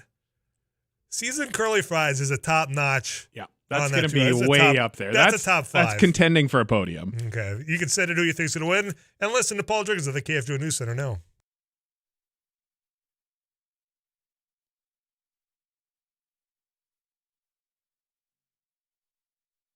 KFGO News, Fargo-Moorhead, mostly cloudy, now 16 degrees. Overnight, we expect about 4 above for the low.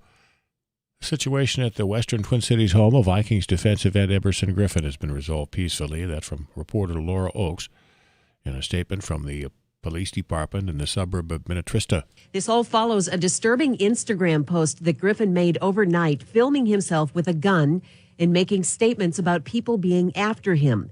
Police say Griffin called 911 to report an intruder in his home and that he had fired a shot. Police say they could not locate anyone. Griffin had a series of mental health incidents in 2018 that resulted in his hospitalization. Fargo's Tax-Exempt Review Committee is recommending the City Commission approve the renewal plan and developer agreement for tax increment financing for a portion of the proposed redevelopment of the empty Kmart site on University Drive. The building has been empty since 2019. The nearly $1.5 million tax break sought by Enclave Development is needed for the plan to move ahead. According to the city's financial advisor, it requires the demolition of Kmart so construction can begin on commercial development, including retail and restaurants, and housing for low-income seniors. The total project cost is $35 million. City Commissioner Dave Pepcorn, who sits on the Tax-Exempt Review Committee, says there's a shortage of low-income senior housing and calls the plan a great addition. The rate of flu vaccinations for children in North Dakota continues to fall. The State Department of Health says 13,000 fewer doses of influenza vaccine have been given to children this fall compared to the same time last year. That follows an 8% drop in the number of shots in the 2020-21 season. The South Dakota Supreme Court has upheld a lower court's ruling that overturned a voter-passed amendment to the state constitution that would have legalized recreational marijuana use. Governor Kristi Noem instigated the legal fight to strike down the amendment passed by voters in November. Again, decreasing cloudiness, wind tapering off tonight, and a chilly 4 for the overnight low tomorrow. Mostly sunny and about 24 for the high. Friday, partly sunny, breezy, 38. Saturday, also near 38 degrees, partly to mostly cloudy, maybe some light snow or flurries Saturday morning. Partly sunny, 39 for Sunday's high. Fargo-Moorhead, 16. Paul Juergens, News Radio KFGO.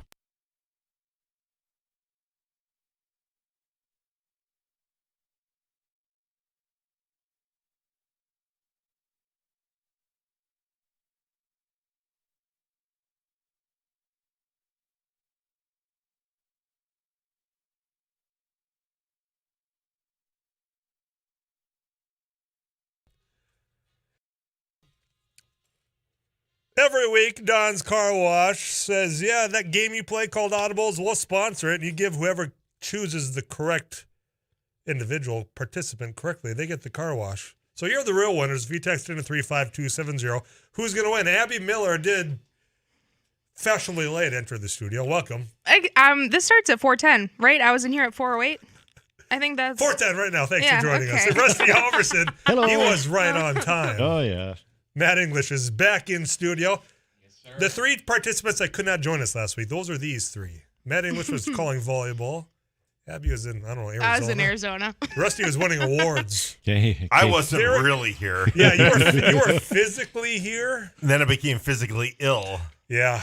About the topic we were talking about earlier, that you were talking about earlier, and I was talking about earlier. Yeah, we got... the texter said that there's 2 sides of the story, by the way. I watched the game. No, the kid deserved to get kicked out. I'm sorry. I showed you the video. I watched the video, and even if... Yeah, okay, well, maybe the kid was holding on. He still did the conduct of the kicking. And I mean, there was more than one incident. He still is responsible for his actions, and he should have been kicked out. Yes. Okay. Let's kick into the game. They're not trying to find a transition here. Happy to have a full house back here, guys. I've got 5 categories over on my side of the board, 4 pieces of audio in each category. We do scaled scoring on Audibles, so if you can identify the correct answer on the first piece of audio, you get 4 points, second piece 3 points, so on. Tyler won last week, so he will select the first category. After that, whoever gets the correct answer will select the next one. You'll ring in with your name. Your name's your buzzer. That's how to determine who goes first. If you get one wrong, you're eliminated from the rest of that category and back in on the next one. The categories: movie, character, song, actor, and TV show, Tyler.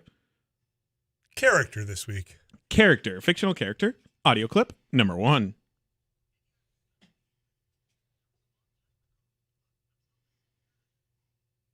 Character, audio clip, number 2. Derek. Oh, 5. Is it 4? Simba? Oh, wow, good pull. Man, I did a 180 on that bad boy in a quick hurry. You were lucky that's not that's a fade out and not a hard off. The Pride Rock. Okay. Yeah, was that Ferris Bueller? Yeah, Matthew Broderick. Okay, it was. He plays adult Simba in the movie. Yeah. In the original? Yeah. I know Jonathan Taylor Thomas played young. Yep. Broderick is adult. Yep. Ferris Bueller. Yep. How did I not know that? I was today years old when that. Okay. Anyway. I figured it was a recognizable voice, so it might trip you guys up a little bit. But Derek on the board with the early lead and 3 points. 4 categories: movie, song, actor, or TV show. Movie. Audio clip, number 1.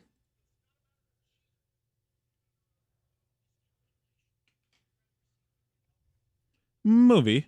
Audio clip, number 2.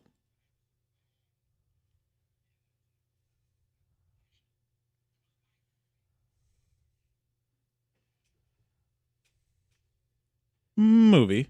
Audio clip, number 3. Derek. Grumpy Old Men. And I had it at 3, but I froze. That's what they all say. Derek now vaulting out to a 5 to nothing to nothing to nothing to nothing. Is that enough nothings? Okay. But we still have 3 categories remaining. Plenty of points on the board. Derek, would you like song, actor, or TV show? Actor. Audio clip, number 1.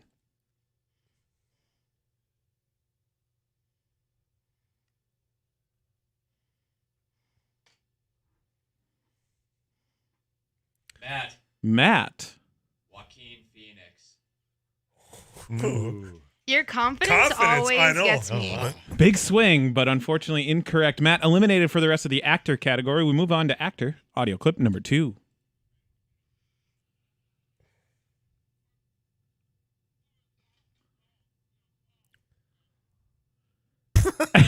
Actor. Audio clip number 3.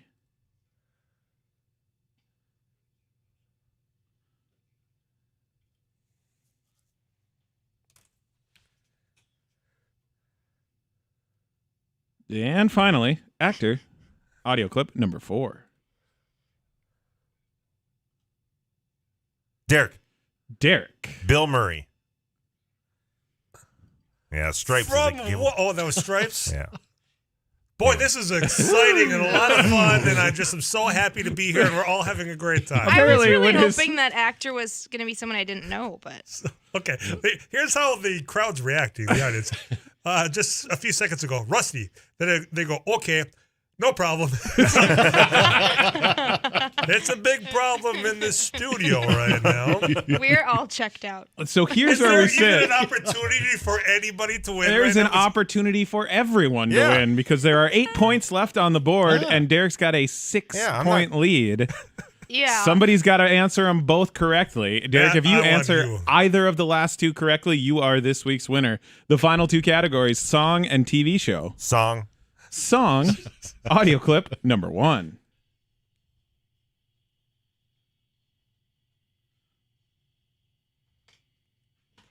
Song, audio clip number 2.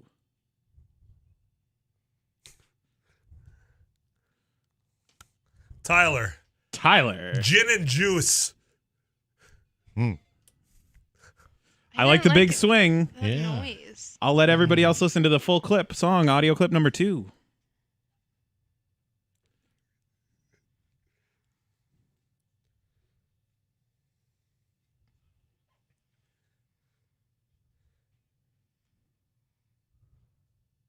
Song, audio clip number 3.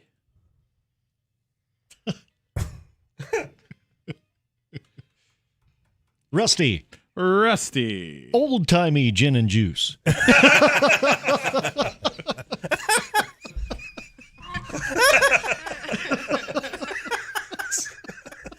at the old saloon.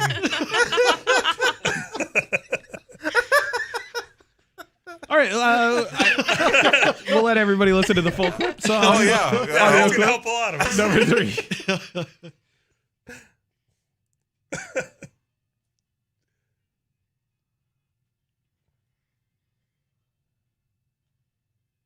Ooh, Abby. Thank God I'm a country boy. Oh, I nice. was, John. I was thinking, money hungry fools. Why is that sticking with me? I feel like I scared Rusty for how fast I jumped. Okay. All right. Or old-timey gin and juice. Abby on the board with 2 points. So here's where we sit. Tyler, Rusty, Matt. If you answer correctly, Derek wins. Yes, so you are Team Derek. Silence. Wow, come on, man. But play it straight. This is like a fantasy football league that shades everyone off. Man. Abby, you need all 4 points for the tie. The final category, TV show. TV show, audio clip number 1.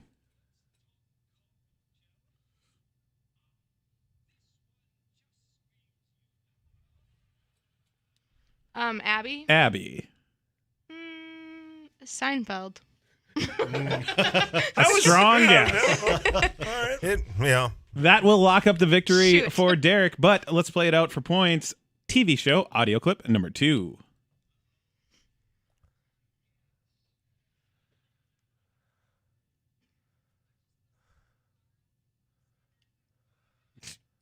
Matt. Married with children. Whoa! Sounded like Christina Applegate. It was Christina Applegate, Nice. indeed.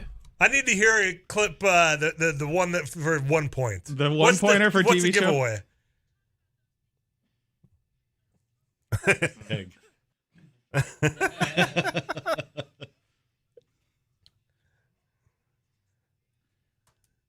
That would have been a giveaway. That would have been. Yep.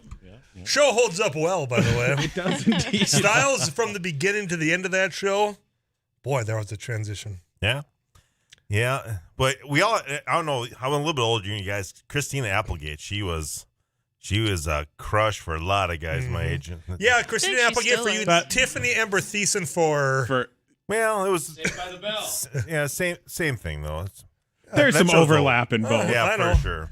I get into this point. Anytime we talk about Married with Children, what was the off-brand where they had the puppet downstairs and the daughter was the smart one and the son was the dumb one?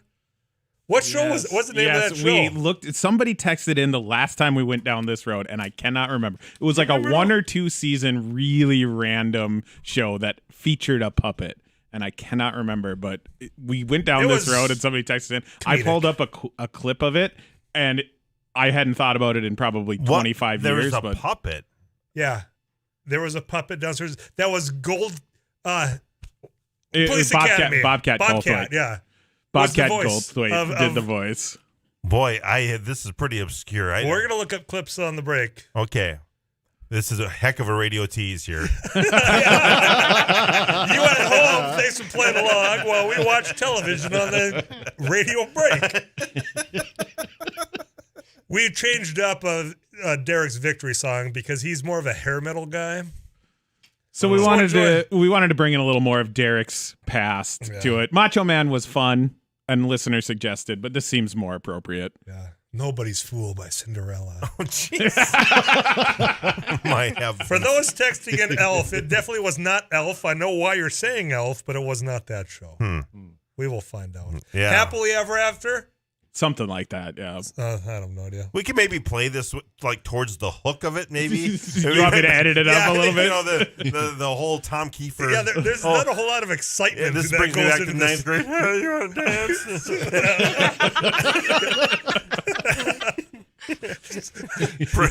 Arms stretch out as far as you can go. We did what Hands we could. on shoulders and hips. Yeah, that was 4-H camp. We had a little bit. We tried to push the boundaries in junior high. Barnesville for Yeah, it. that's for sure. If you text Derek, one of you is going to get back a text from me. Unhappily Ever After. Thank you for texting that it was Unhappily Ever After, not Happily Ever After. Either way, one of you is going to win a car wash after I stop talking in just a moment. Afternoons Live rolling on Wednesday edition. Stay with us.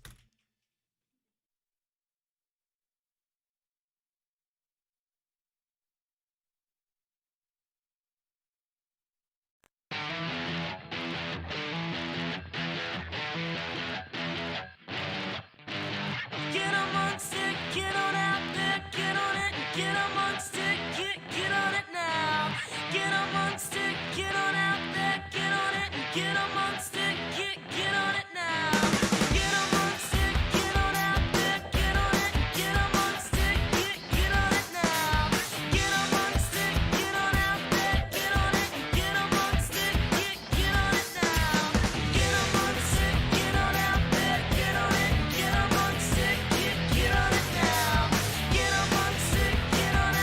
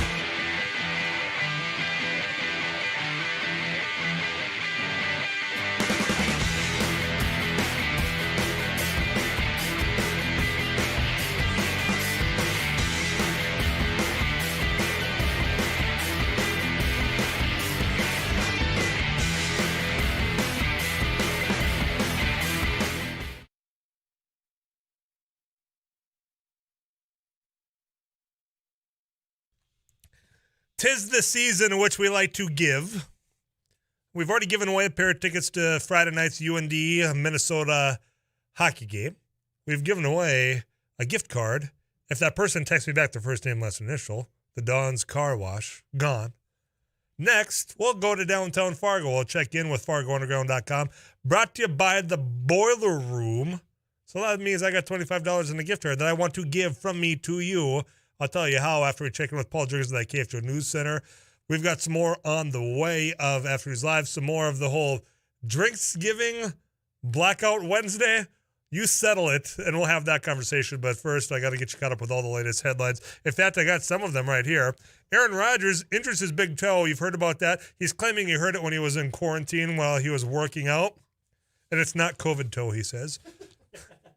He showed the world his foot earlier today. You can probably find that online. That's the only time I have for a headline.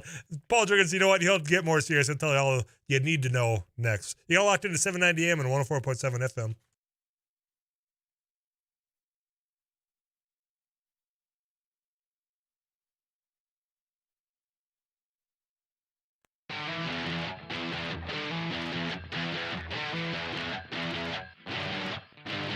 Get amongst it, get on out there, get on it, get amongst it, get on it now. Get amongst it, get on out there, get on it, get amongst it, get on it now. Get amongst it, get on out there, get on it, get amongst it, get on it now. Get amongst it, get on out there, get on it, get amongst it, get on it now. Get amongst it, get on out there, get on it, get amongst it, get on it now. Get amongst it, get on out there, get on it, get amongst it, get on it now.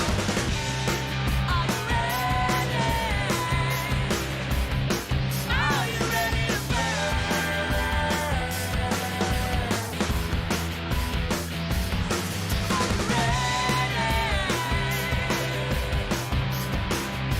Are you ready to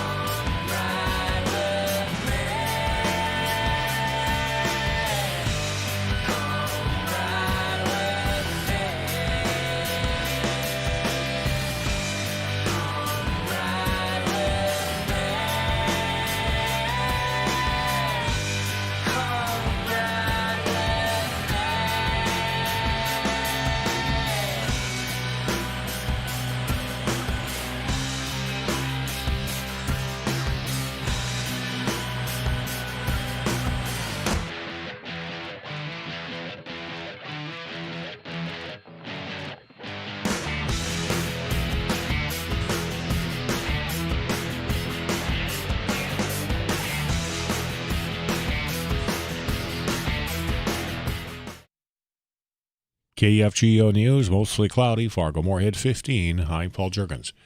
Police in the Vikings say a mental health situation at the suburban Twin Cities home of Everson Griffin has been resolved peacefully. Griffin refused to leave his home early this morning after law enforcement responded to a 911 call he made about an intruder inside his house. Griffin also posted pictures on social media of text messages to his agent asking for help and video of him holding a gun. His 911 call included telling the dispatcher that he had fired a gun. In a statement, the team thanked law enforcement and said, "Our focus remains on Everson's health and safety and providing the proper resources for him and his family."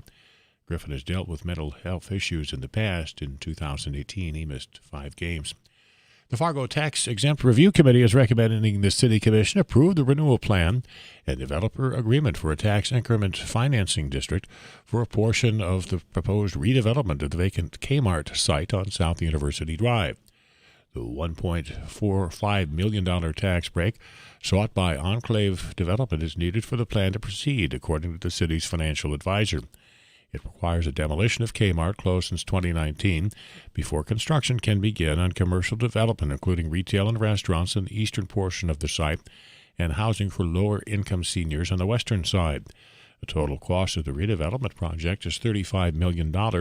Austin Morris is Enclave's CEO. Excited about this project. It's been about 18 months in the making. There's a lot of hair on this site, but it is ideal from being sort of an example of what TIF was originally designed for. We have a blighted property, challenged property with sort of some interesting activity in the evening hours. The City Commission and Cass County Commission already approved pilot tax breaks for the construction of the 92-unit senior apartments. That's a project of nonprofit Beyond Shelter Incorporated. City commissioners are expected to take up the TIF request at their meeting December 27th. 15. This is KFGO News.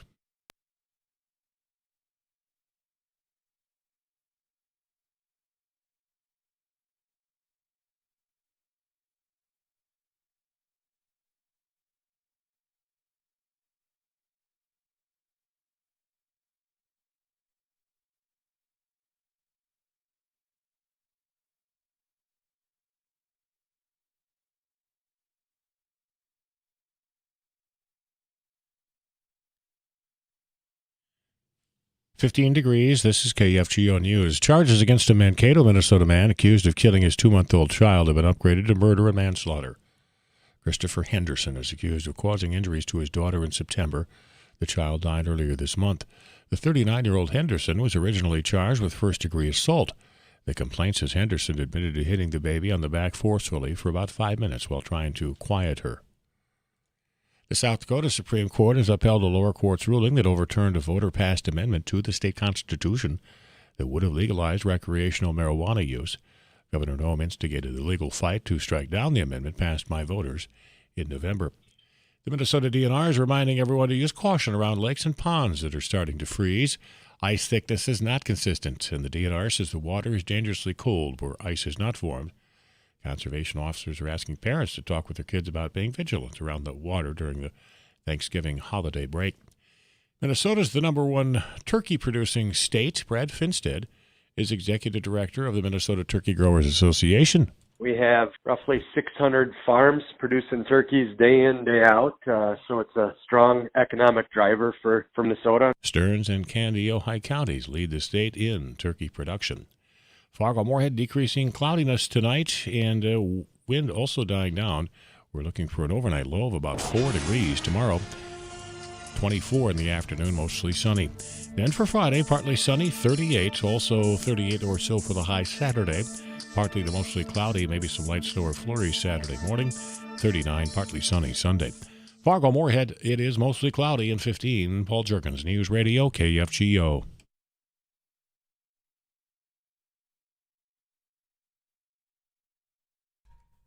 Congratulations to Sherry for winning the Downs Car Wash.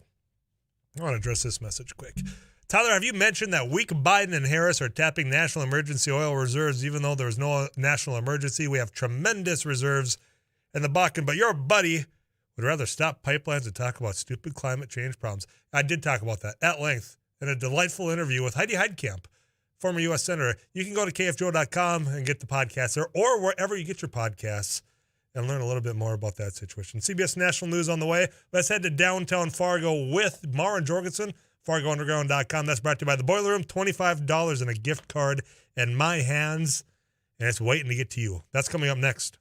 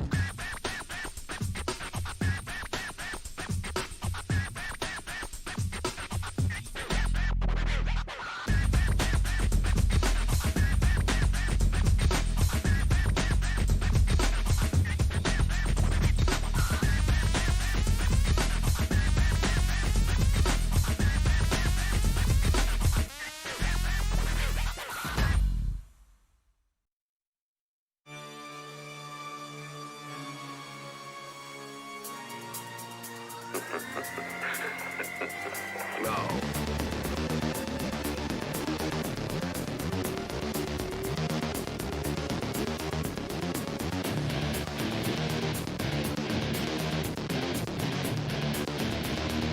It belongs to a creature from outer space.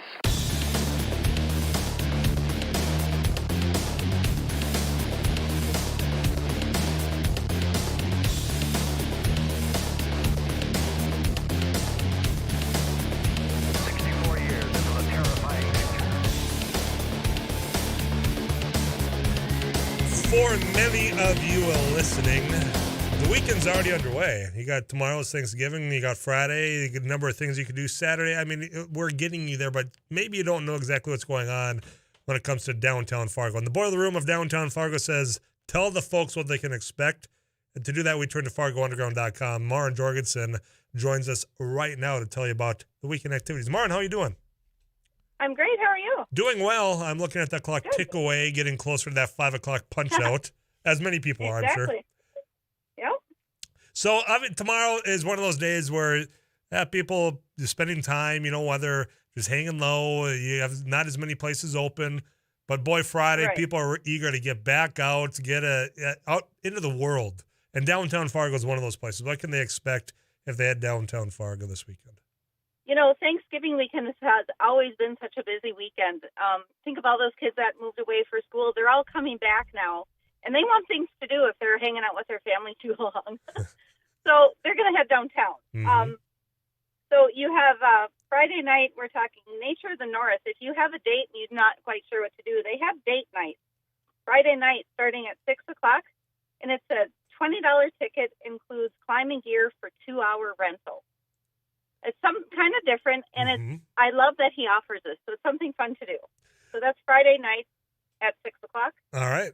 Starting off early, 6 o'clock, and $20 for what, including gear for 2 hours, $10 an hour. If my math does, yeah. You can't go wrong there on a date night. No. Friday night at Troll Lounge is Spoilers, Comedians Ruining Movies. This is from 7 to 10. It's kind of a fun twist. It's an improv comedy combining Mystery Science Theater meets Whose Line Is It Anyway? Kind of. So this week's movie is Xantar, the Thing from Venus. That sounds, because we visited with Erica, John about this, which I think is a great idea. It really seems like, hey, here's a B movie. Let's watch it and make fun of it. Well, it's a lot of fun. We have 3 comedians sitting up front, and the music, I mean, you can hear the movie, but they improv the whole thing. We have a little intermission activity that's fun, too, that you don't want to miss out on. And yeah, it's just a good night. They also have happy hour from 4:30 to 6. And Friday night we'll have a guest bartender, so you got to stop in and see who that is. A guest bartender. How does one get on the list of a guest bartender? Or what credentials does one need? I'm looking at a former bartender as my producer across the way right now. I think sometimes it'd just be good for him to sling a drink once or twice again. Well, I'll talk to your guy sometime. Okay. He's giving me a nod of approval. Yeah. He's I'm game. rusty It sounds back like there. fun. I got to keep the skills sharp somehow, right? Plus, he's got to remember how to make those old fashions, because I put him to a challenge with another coworker. Well, it sounds like we might have our location for a little old-fashioned challenge. Oh, at the Troll Lounge. Well, look how we stumbled upon this little party idea. It's game. I've got to say, Maren, I've been following the growth of the Troll Lounge. I know you've been very instrumental in that. Congratulations. Yeah. I've been seeing Thank you. whether that's been trivia. I mean, the place it's one of those places people really want to go to. So congrats on that. And it's because of activities like this. Thank you. Tonight is trivia night, honestly. Oh. And we have free chili, too. So. Well, there you go. You can't pass on the free chili. No doubt there. No. So also Friday night at the aquarium is Rage Against the Machine tribute with Diane Mills and Four Feathers. Diane was at Fargo. She's now in Minneapolis doing her thing and back up for Thanksgiving weekend. That's 9 p.m. doors, 10 p.m. show, 21 plus, 15 at the door. It's going to be an amazing show. Yeah, and I've seen them play Rage Against the Machine songs before. They do fantastic work. And for those of us who bought actual Rage Against the Machine tickets down in Sioux Falls that have been waiting now for 3 years, maybe we don't have to wait as long. We can go check it out Friday downtown. No, they do an amazing job. So let's look on to Saturday at Fargo Theater is The Deuce's Wild Piano with Darren Wentz. Just want to let everyone know it is a mature audience, they're saying. 7 p.m. doors, 8 p.m. show. Tickets available at Jay's Presents or on the Facebook page. Very good. I can't help but mention this again. Let's go back to Troll on Saturday because Nick Gruber is going to be playing the acoustic night. Now, Nick just got back from tour with 32 Below. So he's primed and ready. It's going to be amazing. 7 to 10. Again, $1 off happy hour from 4:30 to 6. Fantastic. But Nick Gruber owns Gruber Guitars. Amazing. Obviously, he just got back from touring 32 Below. So Well, he's going to be in his prime, then. He'll be ready to blow the roof off the Troll Lounge. Exactly. That's, and there's so many things going on Saturday. Also, I can't help but, mention. Also, check out Front Street. They have their comedy, shows on the weekends. Those are always a great thing. There's just so much going on that I don't want to leave anybody out. Well, here's what I could direct them to, FargoUnderground.com. You can get the full rundown right there on one convenient webpage. Yep. I do have to mention one thing for Sunday, and being Thanksgiving weekend, this would be great, really great with family in town. Row Farm, Santa Village opens this weekend. So you can see Santa, Mrs. Claus, the reindeer. There's kids' activities, 1 p.m. to 7 p.m. every weekend now through the end of December. Fantastic. So something great. Bring your family out, get them out of the house. Keep it going through the end of December. Yes. That's a fun family event. Yeah, I'm glad, that the activities like this, I know they were kind of adjusted a little bit out of necessity, and to have the kids' activities all this back, to where go out and enjoy it. It's going to be one of those opportunities to have that feel of normal again. Maren, exactly. And it's outdoors. So. Yeah, exactly. Another factor for people to remember. Right. Maren, is there anything else? I know, like you say, it's so busy. I would encourage you all to go to FargoUnderground.com because the entire list is right there, not just during the weekends, throughout the regular week as well. No, the weeks are filling up. It's kind of back to where things were pre-COVID. I know we're still having issues with COVID, but the schedules are filling up. It's exciting to see that things are coming back all over town, not just downtown. So, no doubt. Yeah, check out FargoUnderground.com and make sure you check events out with your friends and family. And you can't say there's nothing to do. No, you can't be bored. It's certainly not this weekend and going into the holidays. No excuse there. Exactly. Maren, appreciate your time. You have a great Thanksgiving, and we'll chat again soon, all right? Yeah, you too. Very good. Thank you. Maren Jorgensen, FargoUnderground.com. Again, so much going on throughout the weekend. Go there for the latest on all of it. That segment brought to you by the Boiler Room. Downtown Fargo, you can find them. Get the Scotch eggs. In fact, I'll pay for them. $25 and a gift card in my hand. Caller number 7 to 237-5948. This $25 is yours if you are the number 7th caller. Get your weather update from Too Tall Tom Szymanski. We will wrap up the Wednesday edition of Afternoons Live next.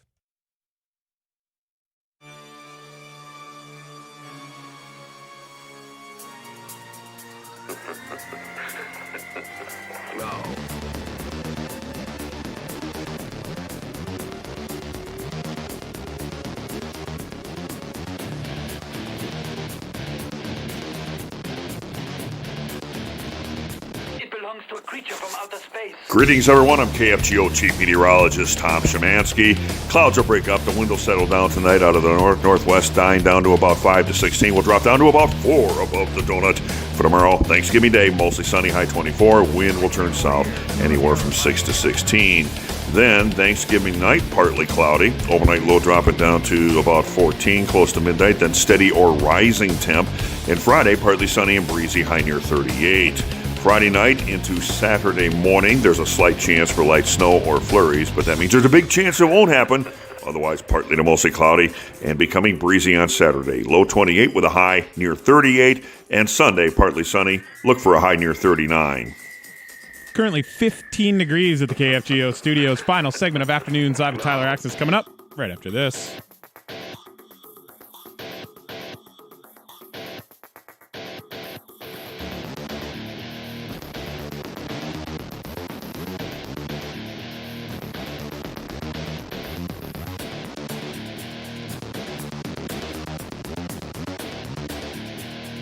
It belongs to a creature from outer space.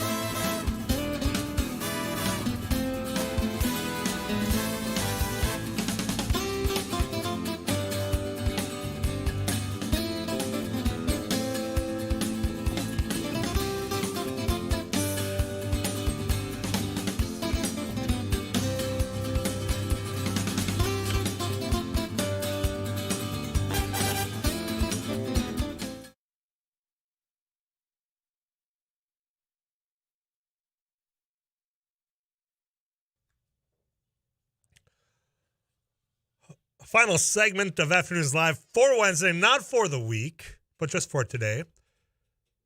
Broadcasting from the sponsored studio that is from Detroit Lakes Outlet Recreation. Again, Blackfish Days sale this Friday. Get on out there. And while you're driving out to that, be listening to Afternoons Live because we are going to be live on Friday. I want to thank Wallwork Truck Centers, who are hiring service technicians at all of their locations with up to a $10,000 sign-on bonus, depending on experience. You can apply at a Wallwork Truck Center and just click on that careers tab. We're bringing you all of the sounds of UND Fighting Hawks hockey as they host their rivals, the Minnesota Gophers. So we'll tell you all about that. I want to congratulate Clint for winning the gift card to the Boiler Room, $25 to them. We gave you a friendly reminder earlier this week from my in-house bartender, Eric Johnson, that, hey, if you need to stop out and get any off sale, tonight's the night to do it because they're not open tomorrow. Drinksgiving. I'm going with Drinksgiving just because that's what the National Day calendar tells me. That's where you're settling? Yeah, just because it seems more official. Yep, Drinksgiving. All right. I'm going to stick with Blackout Wednesday just because I find it humorous. But I think they both work. Yeah. It depends how you're going to attack this Wednesday. Responsibly is how you should. As long as you get home safe. Find that ride. Sober ride. Don't do anything that is going to show back up next year in pictures. Uh-huh. Well, it's not next year in pictures. It's instantly in pictures this day and age. That's why it's Instagram. Okay. Not next year, Graham. It's not that, not just a clever name. It's Insta. Instantly happening. But here's a suggestion for you. I would suggest you head on downtown. Proof Artists and Distillers. Well, their showroom, of course, is downtown. You can buy their product dang near anywhere. Joel Catt, a friend of ours, in fact, their whole crew down there. They've got their limited release whiskeys now available. And I know the last time he was in studio and him and I were talking, one of you were listening to that conversation or were the first to go in and buy while we're still talking on air. But the new glasses are in as well. Because remember, we brought you the announcement right here that they have a new high rye bourbon whiskey, and they partnered with Motorhead, the Ace of Spades whiskey. So that is going to be something you're going to want to be looking for because they finally got the new glass that they were waiting on. Everything that they make is locally produced, except for the glass that they have to rely on elsewhere to provide that. So I would suggest you going down there and doing that. But this is one of those nights in which I know from experience of being a youth, you get back with the friends maybe you haven't seen in a while. You're driving home from college, and you're deciding, you know what, we're going to go have fun. We'll just do so safely. I would encourage you to go have fun with your family and friends, but just plan ahead. I don't want to be reading about any DUIs or even worse, tragic accidents over this weekend when we come back on Friday. Derek Hansen back in studio. Welcome. What is the name for this Wednesday? Is there a special? Drinksgiving is what the calendar tells me. National Today calendar. And I go with Blackout Wednesday. Oh, see? Yeah. Yeah, you worked many of these nights, I'm sure, right? Oh, my heavens. This is a money-making aid if you're behind. Oh, yeah. Well, yeah, this is, I mean, it's better for the small towns, but every town works well. Yeah, everybody gets back into town and doesn't want to spend the entire weekend with their family, so they go back to the old stomping grounds. The old stomping grounds to where you feel probably terrible by the time tomorrow rolls around. Yep.